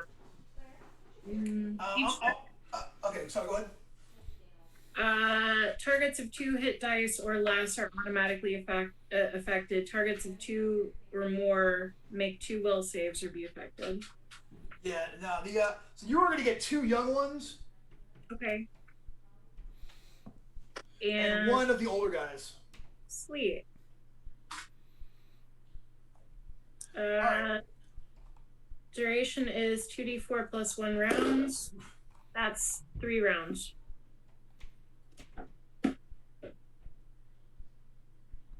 Okay, so so 3 of them are the blast of color spray goes out at them, and they all lose it and are falling all over themselves and are hating life. And that's when Phoebe does something Phoebe-rific. What you gonna do? Yeah, she's gonna move towards Ernie while also laying on hands herself, like trying to get there, but also trying not to die in the process. I got you. All right, so make your check. I assume we're back to regular D20s at this point. Yeah, it was that 1 round. Ooh, 18 plus 4, 22, same alignment. Okay. Rock and roll, that's... Same alignment, 22, 5 dice. Sadly, I only get to keep 2 of them. Well, yeah, so roll 5, keep 2, Tim gets $1. Alright, so that was awesome, and it is now time for, after Phoebe, Septis. Welcome back to the real world, Septis. Oh, thank goodness. It was so ghosty up in there. Can you give me the lay of the land a little bit? Who's left? How far away? Do I even see the thief? Like, what's the deal? Yeah, okay. You don't know where the... give me a intelligence check. Give me a 17 or better. All right. Plus 2 on the die. Yeah, I rolled a 19, so 21. Yeah, you look around just in time to see Anatol, like, literally one of the young ones is there and, like, getting ready to, like, throw, like, a fire thing, and then, like, lifts that necklace off of him, like, yoink. Okay. And, so, like, he's, just that one's just out of luck, as it looks like.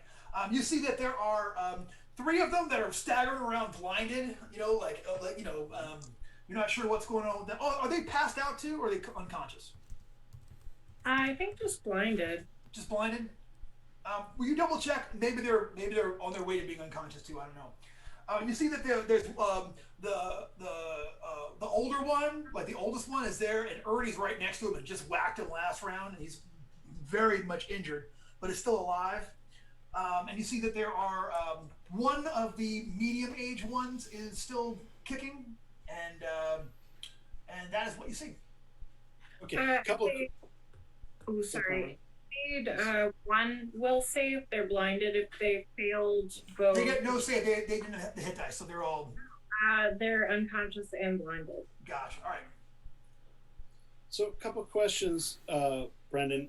First of all, do you adjudicate spells like that the target? If it uses the word target, can I describe who I want to be affected in an area of effect spell, or is it just everyone in the area of effect spell? It depends on the spell. If it's a Choking fireball, Cloud you're getting everybody. Choking Cloud weirdly only gets certain targets unless you get really big on that. So as long as you roll like a mega number on there, you'll get smaller numbers on there and can affect individual guys. They get their own individual clouds. All right. So basically, I want to target that older one with a Choking Cloud. But the other question I have is the dust line disrupted? Yeah, you look over there and someone has disrupted the dust line. Okay, so we don't need to address that. So cool. So Choking Cloud on the older one. If you go ahead and give me a mercurial check. D20. Give percentage dice and subtract 10. Yeah. Oh my god. I rolled another 99, which is 89. Hush. So it's gonna be. Are you really gonna phase out again? Oh, man. Is it we keep losing our thief and our wizard. They just like to disappear. I know, right? At least you know I'm not fudging my die rolls. Yeah. The side effect is that it has also phased out Forrester. That's why he's not here. He's like, hey guys, I'm out. Oh my god.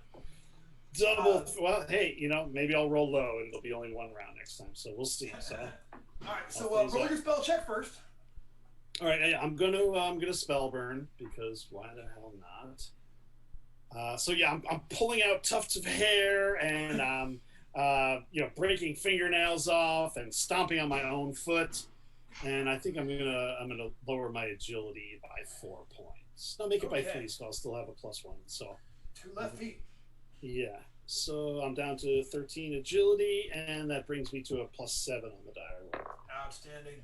So a 10 + 7 is a 17. Let's check the results. All right, up to 1d4 small individual clouds of toxic gas appear around selected multiple targets, all of which must be within range, which is, you're good. Each cloud inflicts a -1 penalty to all rolls for 1d4 rounds, and the clouds follow the targets around. So roll me a die 4. Yep. 4. Okay, you can get 4 of them. So you want to get the older one. You can get all of the ones that are still fighting. You can get. Yeah. Just take those out. Not the blind ones, but the oldest one plus the 3 remaining fighters. Gotcha. All right. Okay. So that's saving throw though, man. I don't know if I can get 20 or 17. All right. Let me double check what I'm looking at for saving throws here. Good boy. Okay, so here goes the oldest one first. Actually, is going to make that save. Is going to survive that one. Younger one is going to fail it miserably, and medium range one is also going to make it. So one of the younger ones is going to be -1. It's actually the one. It's the one that's still standing. So it's the one that it's the one that just lost his necklace, is now at a -1. He's having a rough day. Yeah, he is. He's got all kinds of problems. Sucks to be him. And let's see how long I am phased out for. I did roll a 1, so just outstanding. All right, so once again, you're back in the ghost realm. And Jeff Goad is like, again, you? What do you want to talk about, fish? Like, he's like, you should have seen me in The Godfather. That was my hand. So anyway, all right. So so that's it. It's their turn. So here is what happened. The two of them are just unconscious of the young ones. The one that is not whirls around. Well, might not even see. Tim, give me for Anatol. Go ahead and give me a sneak silently check. This is just like, does he notice you being back behind him at all? 17. Now, I'm gonna say no. He's gonna go ahead and fire his blast at the cleric. He does not like Phoebe, no at all. That's fair. And is going to get a crit with that fire blast, you thinking. So again, fair, yeah. You were gonna take 3 points of damage from that, plus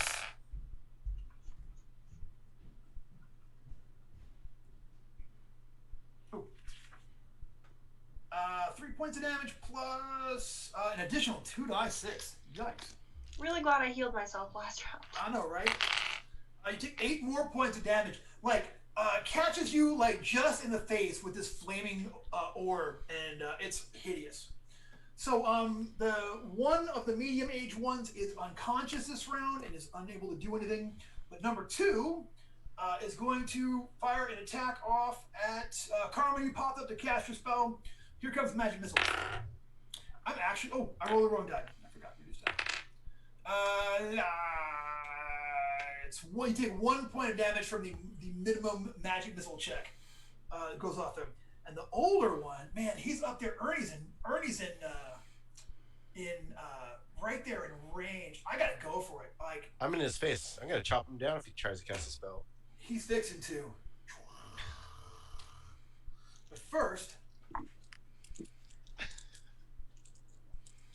what are you looking for? Attack of opportunity there, Ryan? I don't know what that is. That's right, you don't know what that is. Neither does Ernie. You 1 second.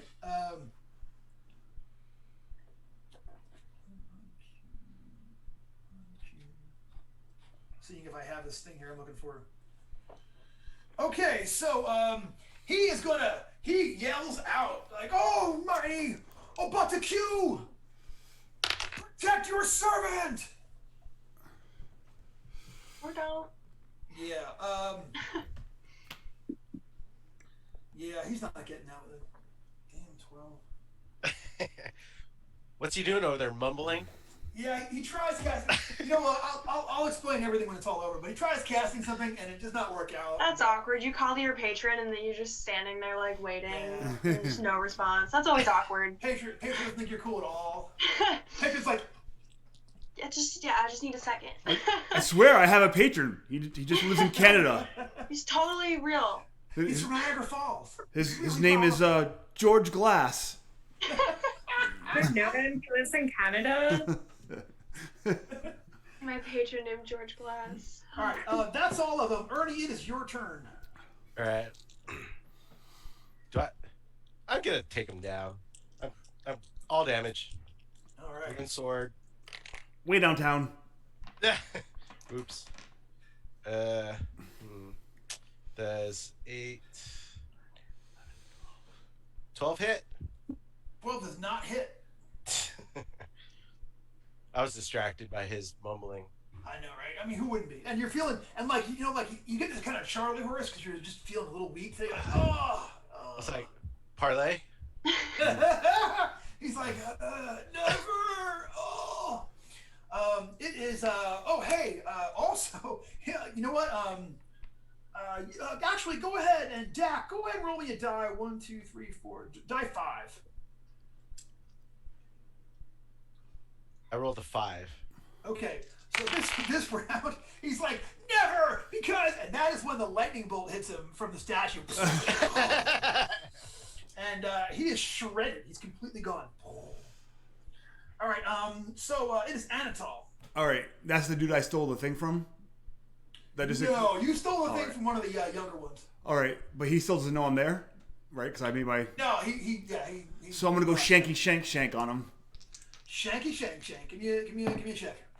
All right, I got a 13 plus 5 for my backstab is 18. Big ol' hit. I do 8 points of damage. Do I hit the crit? Or is he dead?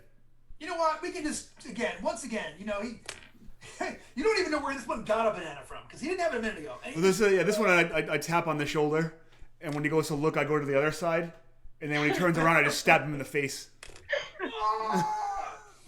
Yeah, he falls down. He reaches for his necklace, and he's like, no, and does not have his necklace. You feel it kind of glow in your pocket for a second. Wrong. It's weird. Smells like time dilation. All right, so that is like their go. So the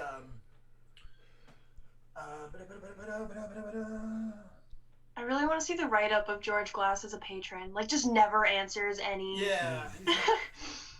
Every once in a while, you'd be like, "Oh, hey, it's my patron, George. Hello, the dance. I'd go to the dance with you. You know." All right, kids. All right. So, it is Wiggs and then Phoebe. Wiggs, there are. Oh, this is round 2 of those guys being affected by your color spray. There are 1, 2, 3 who you can target. No, I'm sorry, 2 that are still fighting. Two, one of the older ones, one of the medium ones, and one of the younger ones. Okay, I will color spray those guys. All right. 19. 3 targets, same thing. Up to 3 targets. All right. Find my die for. All right.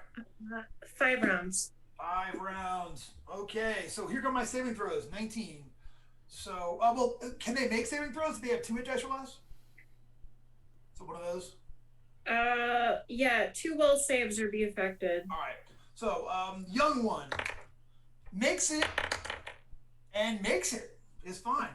Medium one. Oh my god, I got a 19. Where were these numbers when I was casting damn spells?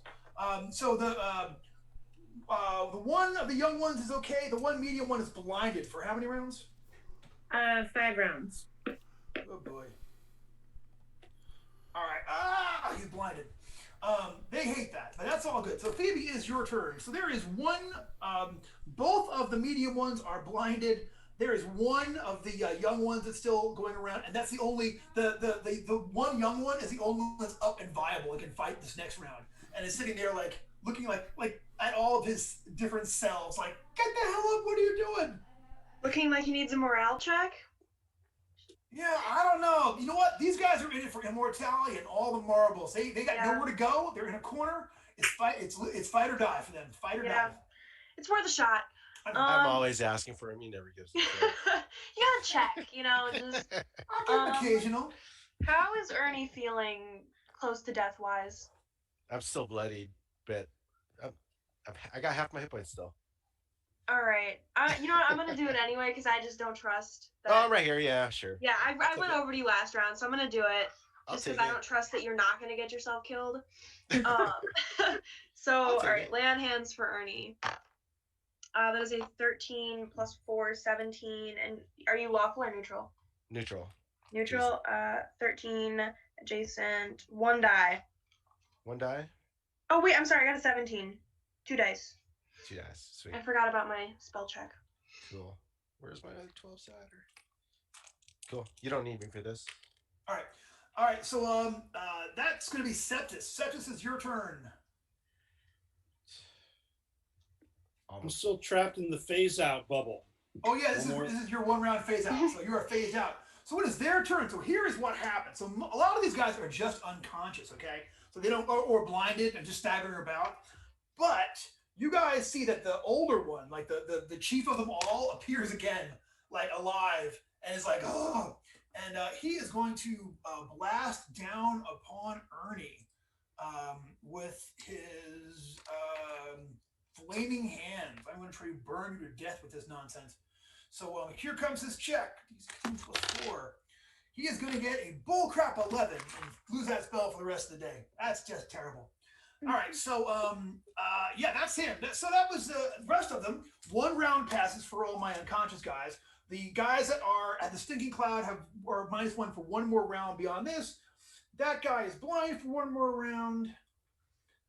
That's it. Time passes for my guys who are blind, stunned, knocked out, unconscious, broke, unhappy with their lives and the whole thing. They're just, having a bad round for all my color spray victims. But you know what though? That's okay because it's the top of the order. There's really only one choice here. The one that doesn't have the amulet gets completely smoked with a lightning bolt. Right in front of... actually, no, he died last round. Tim killed him last round. So the one that's appeared last round dies.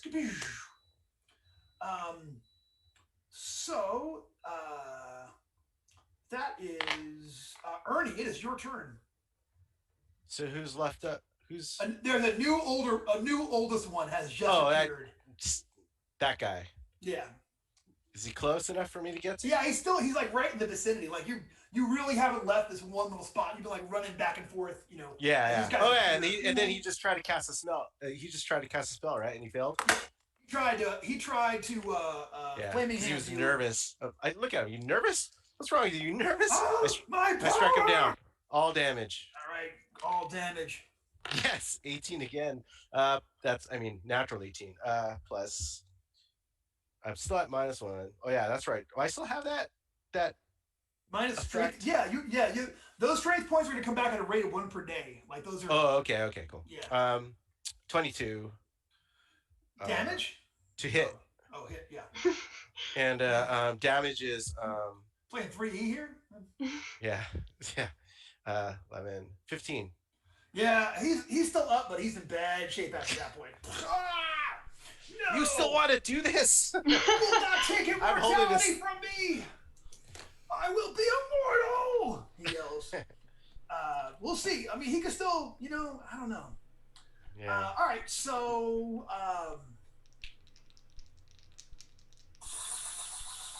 We still haven't figured out how this works yet, right? Yeah, I thought the circle would do it for sure. Like they got X amount of respawns. Each one. Has any of them not come back? My poker face, it's my poker face. No, so far, they've all come back so far. Every one of them. Even the one without the amulet? This would be his first round, so we're going to see at the end of this round how that turns out for him. Because Anatol, you might be busy for a while stealing amulets if that's what this comes to. Well, I'm going to start trying to rip. We're doing it for like 2. Well, it'll be like 3 sessions of Blades Against Bandwidth with him just... Oh, for God's sakes. All right, this is close to our longest combat so far. Yeah. This is actually... We're like... And Sept is out of phase right now? Sept is out of phase. Right he'll be back next round. Yeah, but he's out of phase this round, yeah. Right, because I had questions, but he's gone. Gotcha. All right, so... I got answers. Yeah, so it's Anatol. All right, so just for, cool effect, I'm going to run over to the one that Ernie just smashed up on.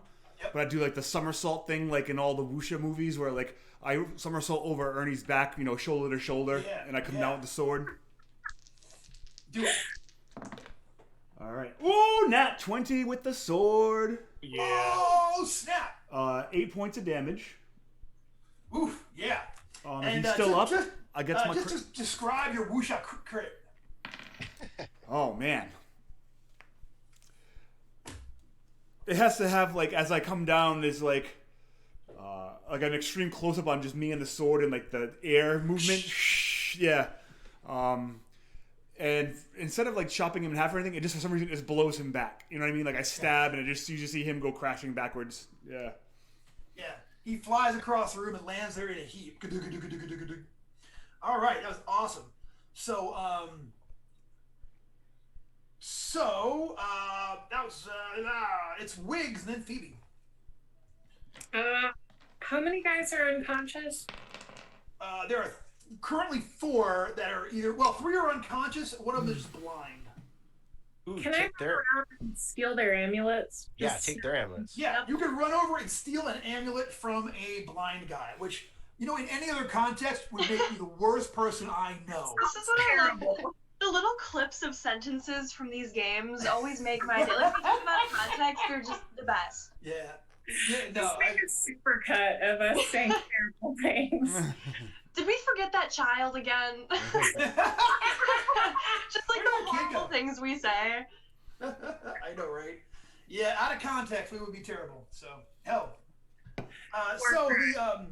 All right, so Phoebe, you go over and you snatch an amulet off of a blind man who is staggered around. No, give me that back! my movement and my action? Yeah, it's movement and action. You run over out of it, and now you're in full view of Ernie. You're actually like 10 feet away from Ernie at this point. Okay. So that's awesome, and it's Phoebe. You're going. Yeah, after seeing Wiggs do that, that seems like a great plan. I got nothing better to do. I'm gonna go do the same thing. All right, you can run over and take one off of an unconscious guy. Yeah. It's exactly the same, but he doesn't say anything about it. Yeah, that's the easy stealing, you know. Continues to be, you know. Gotta start All right. small, not Anatol level yet. I know, right? It takes some practice. All right, so you go over and take an amulet off of a downed fellow. Septus, you are back. Septus suddenly phases back into existence. Yeah, all right. He has a slice of pizza. Caught me in the act. All right, so as far as intel, my Speak with Dead ritual, it basically just informed me that we need to break the line of whatever it is around that. I think Phoebe already did it. Yeah. And then we need to kill them all. That was the only intel that I got. Am I missing anything?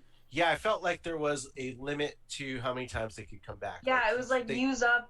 Just you gotta get them to use them So all we have to up. just keep killing them then.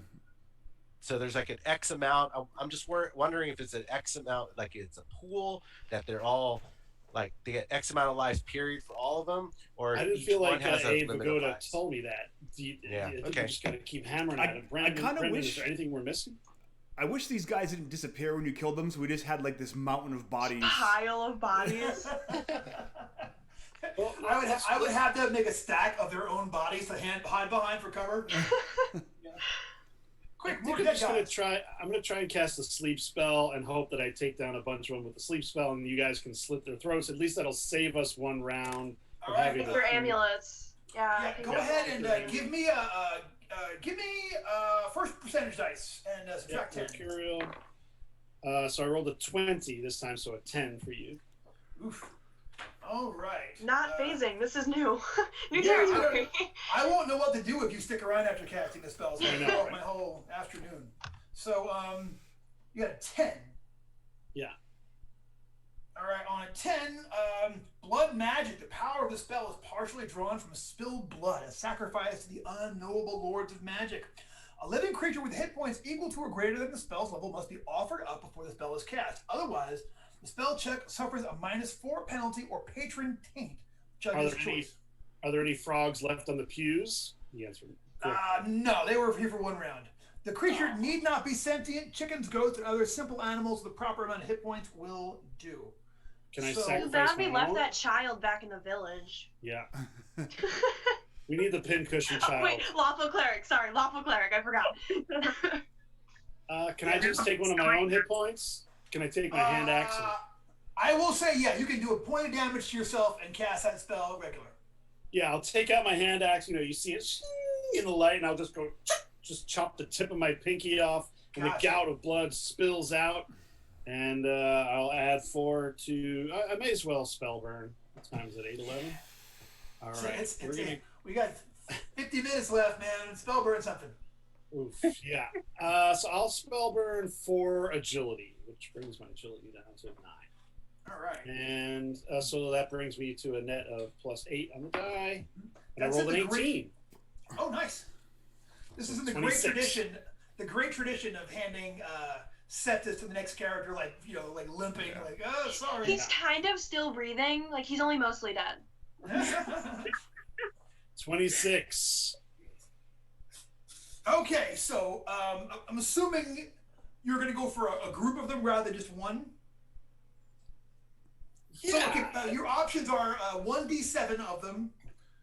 Up to 8 targets for 1d7 days, or 1 target supernatural sleep for 1d3 days where you can't wake them up or anything. So.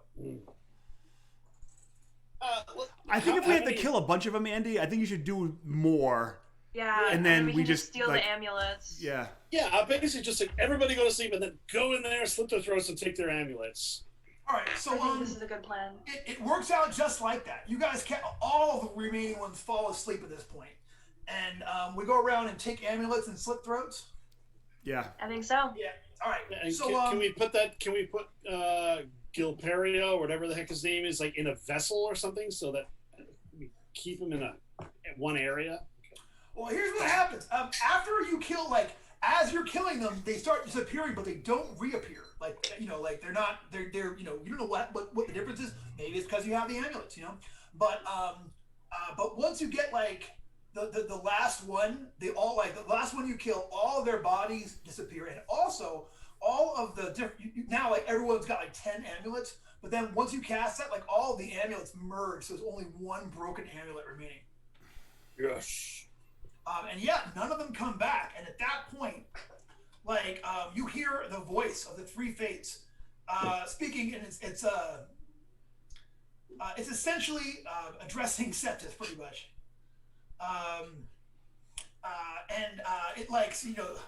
Well done, Septus. You and your companions have fulfilled your destiny and have returned the temple to me. I shall owe you a favor, and you may, at some point, you may summon me once, and perhaps I shall aid you. So essentially, you can one time cast Invoke Patron to invoke the three fates rather than your own patron at +10 on the roll. Whoa! One time invoke patron on the three fates +10 on the roll. Gotcha. Yep. That's big. Yeah. That might help us with whatever it was. I have it written down. There's something not that you're supposed to just completely murder. Oh, the what's it called? Sleenish. I have a hard time pronouncing this. They are the Sleenish. So Salashian knot. Wow, I really just went for it with the spelling on that one. I hope I'm pronouncing it even close to okay. I'm about to call somebody up and I'm about to call a lifeline. Mr. Curtis, how do you pronounce this? Mr. Curtis, bring me. It is Curtis, by the way, but I don't mind telling y'all. All right, so and they don't come. Actually, there's one version of him left. The old one is the one that's left there. What do y'all do? He's still breathing, or is No, he's dead as all get out. Oh, okay. I was gonna say I was gonna have You him took by his his neck. you took his amulet. You slit his throat. I loot his body, of course. Loot? Yeah, I feel like that's our habit now. He has the other. So you find the other half of that amulet. You found the earlier half, but you find the other half of that amulet. So now you have the two halves of that amulet. He also has this this crazy looking club wrapped in studded black leather bindings to make it like totally gripped up with leather black stud things. And sounds kinky. And he has a magic tome on him. Is it readable? It is. If you have study, if you can take time and study it, or if someone has read magic, you can cast that. And I have comprehend languages. Does that help? Not for spellbook, no. How about now? I have detect evil, but I don't think I need to detect. I think I can just know that this probably isn't good news. We gotta. All right, so I got this book for the nerds. Yeah. And I have this really kind of like. And read it together. Yeah, 2 amulets. Does anyone want this club? I feel like my lawful god wouldn't like me having that. He was casting arcane spells, right? Yeah, these guys were casting. Chaotic. I'm down to swing the club, but I'm not going to take it from anybody else if they want it. No, you don't have a. Is this? I mean, obviously he was using this, right? Is this something that wizards can use? Yeah, wizards can use clubs. All right, cool. Well, I think maybe it was his 0 level weapon. I don't know. Yeah. Well, sentimental. Is there any indication that this guy's one of those S.knots? You have never heard that term before. So you don't see anything on him. He has a thing now that you actually have a chance to examine him, he has a mark on his face that shows him to be a follower of the patron with the unpronounceable name Obitu-Que. It's the closest I'm ever going to get to it. That's probably not right. Does Septus or Phoebe know anything about that? Yeah. I'd like to know everything about Obitu-Que. You could give me I give you like a wheelhouse check. D20 plus wizard level plus your intelligence modifier. Have you ever heard of this? Clearly, intelligence checks have been my specialty tonight. Oh, So. I mean, you're all over it like a cheap suit. Oh, that's a 19 on the die.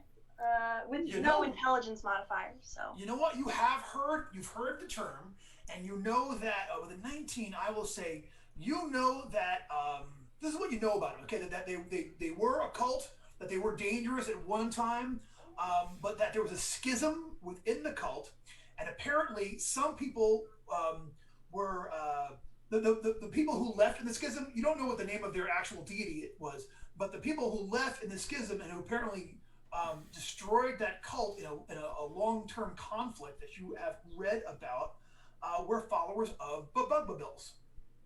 Oh. Head slowly turned to Septus. I don't know anything about it. This is going to call for some research. All right, so you have the magic tome. You have that club, and you have. Yeah, I'll hand the club off to Septus. So Septus, yeah, this is right up your alley. So Septus, this is a club +1, and on a critical hit, the target makes a D20 Fortitude save or takes additional poison damage. 1d6 poison damage, in effect, on the plus whatever they get for the actual critical. What was the DC on the fort save? DC 20. Oh, God. I know, right? This is called the Coprolite Club. Coporolite. I don't know what that means. Coprolite. And there are no other doors in here. There's not like a back room where there's like more of them hiding. No. Like you open a closet and like a bunch more just come around. Surprise! Roll initiative again. No. They Monster closet. Yeah. At this point, there is nothing but back down the mountain. Great. My favorite part, the mountain walking. We really got to start asking for more money for these things. Yeah. Do we charge? We should have charged. Well, with this one, are we paying someone's wife? We're literally paying to do this. Yeah. Oh yeah. There were so Septus got a favor from the Three Fates. That's worth more than gold. I think we can all agree. That's like. For sure. Wait, is it like the weather perfect up here? Why can't we keep this place and use this as our new headquarters? Well, maybe is everyone willing to accept the Three Fates as their new patron? Oh. I don't think Shul would appreciate that. You don't think so, but. I think Jim is saying that coprolite, whatever the material, it's fossilized poop.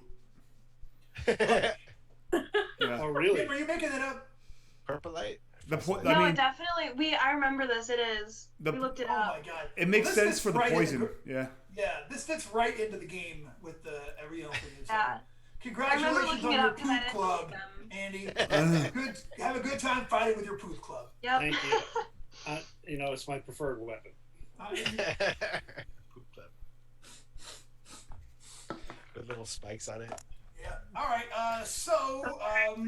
Corn. So yeah, I was gonna say the studs aren't studs; they're corn. Yeah. Yeah. Good one, Carmen. That was my train of thought too. God. We think alike. I'm sorry. Same. Maturity is just through the roof in this adventure. All right. So all right. So do we at this point do we leave the temple? I would say loot and then leave, but we probably shouldn't loot a temple. So I think. Yeah. Wait, well, outside is fair. Temples. Outside is fair game, but. Yeah. So there was a garden outside of the temple, right? We haven't really explored it. We kind of went. We fast forward explored it at the end of last time. And you guys went through and there was pipeweed and some other stuff. Okay, and so, the hobbits somewhere out there missed the whole thing. Yeah. Yeah. The thing is best. Yeah, we're gonna find him passed out underneath the tree. Yeah, he's like. Brendan, I'm ready now. We can go in. I'm ready now. Like, guys, Does the unified amulet count as loot? Does that do anything? You put them together and it doesn't do anything. Oh. Maybe we can have someone fix it. I feel like it would go really well with Ernie's wardrobe. It could be like a friendship amulet. Like you give it to one person and you keep the other half. Aww. We could give it to Tia Martha. Oh. Always in our hearts, Tia Martha. I forgot that we made a fake head of her. Yeah, don't ever. I think about it every day. It's still out there at some point. People are walking past like. It's just like rotting in some bushes at this point. We were like, we'll just. It's like Hereditary. All right. So, do we leave the temple? Make our way to the mountain? Yeah, I mean, they got nothing else for us here. I can't steal anything from it without probably getting cursed. So, All right. So, getting down the mountain is a lot easier than making it up there. It seems like you don't encounter any hazards or any creatures. And even that ice bridge that you had to like deal with seems like it's way easier to navigate. Like it's almost as if you guys can't put a step out of place while making your way down the mountain. You guys make it back down there to the village, and I find Bernice. Yeah, we're looking for Bernice. Yeah, she you ask me around. Yeah, she's she lives down there in the village, and you knock on her door, and she's like, "Can I help you?" Fish is dead. He said he loves you. No. Don't listen to him. I say, Bernice, how are you today? I have a message from my sciatica. I know your pain. Look, I've had a long conversation with your long lost husband, and he says he loves you, hon, and he'd like to give you this. And I hand her 2 gold coins. Thank you. He says, now you got 2 pennies you can rub together, honey. And it sounds just like him. Oh boy, was he a whiner. He probably had 4. That's how he acts. All the time. Well, thank you. If you ever get to talk to him again, you can tell him I miss him. And I wish he was here to do the paperwork because I can't make heads or tails out of the accounts. So I look at my ring and I think to myself, so I could technically reach out to this guy once per day? Yeah. Maybe just tap in. Maybe Bernice should have the ring. I look to my crew. I was thinking that, Eddie. That's kind of cool. Wow, that would be. I'll tell you what. If you get Bernice the ring so that she can talk to her dead husband, like I'm gonna have to give you with luck points because that's amazing.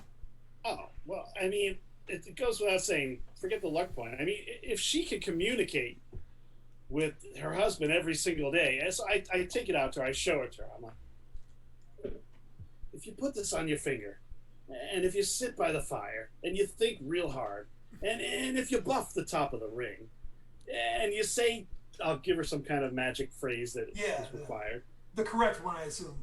Yeah, of course. Yeah. Maybe, just maybe, you can speak to him.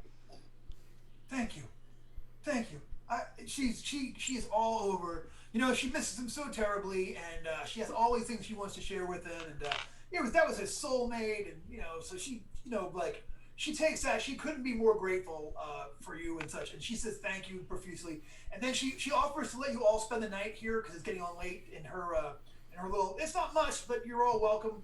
And assuming everyone does, you guys wake up that next morning, hit point back, strength point back, point of spell burn back, luck 2 points of luck back, and she feeds you guys. And she was like, I used it last night,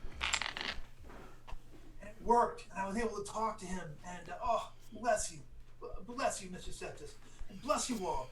And all y'all are gonna get 2 points of luck each for having really, like I said, really put well a thing which was ill and which was caused by Glipkerio, the very cretinous entity that was you were out here to deal with. So that's a very good capstone to that story. You guys have reunited one of his victims with his loving wife, and And let's just face it, revived a wonderful old sitcom trope, and I'll take it. That's just, I'm verklempt. I'm totally verklempt.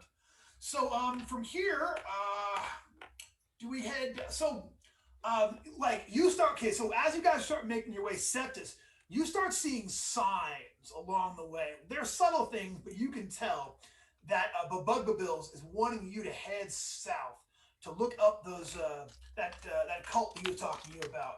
You can see it in the clouds. You can see a breeze means go this way. A line in the sand means go this way. I'm waking up everybody with the poop club. I'm like, it's time to go south, people. Good morning. I'm like, Bernice, I hope there's something good for breakfast. Yeah. We got a long trip. I don't think. Don't mind the stench. And she makes corned beef hash for everybody and sends you off with biscuits and a lunch to travel with. And you guys start heading south towards your next adventure. And since we're at kind of a weird point here and we don't have Jeff and we finished the one adventure and we're moving on to another one directly, I think this is probably an excellent place to stop for right now. Also, I have had 1 hour of sleep in the last 24. So so we're going to stop here, but thank you all so much for tuning in to Blades Against Bandwidth. I'm sorry, chat room, usually I like to hang out in there and talk. I still can't do it. I try to subscribe. It won't subscribe. I don't know what's up. But seriously, thanks so much for everybody for tuning in and for supporting the show. And come back next week when we will be on to even more eerie adventures with our heroes. No.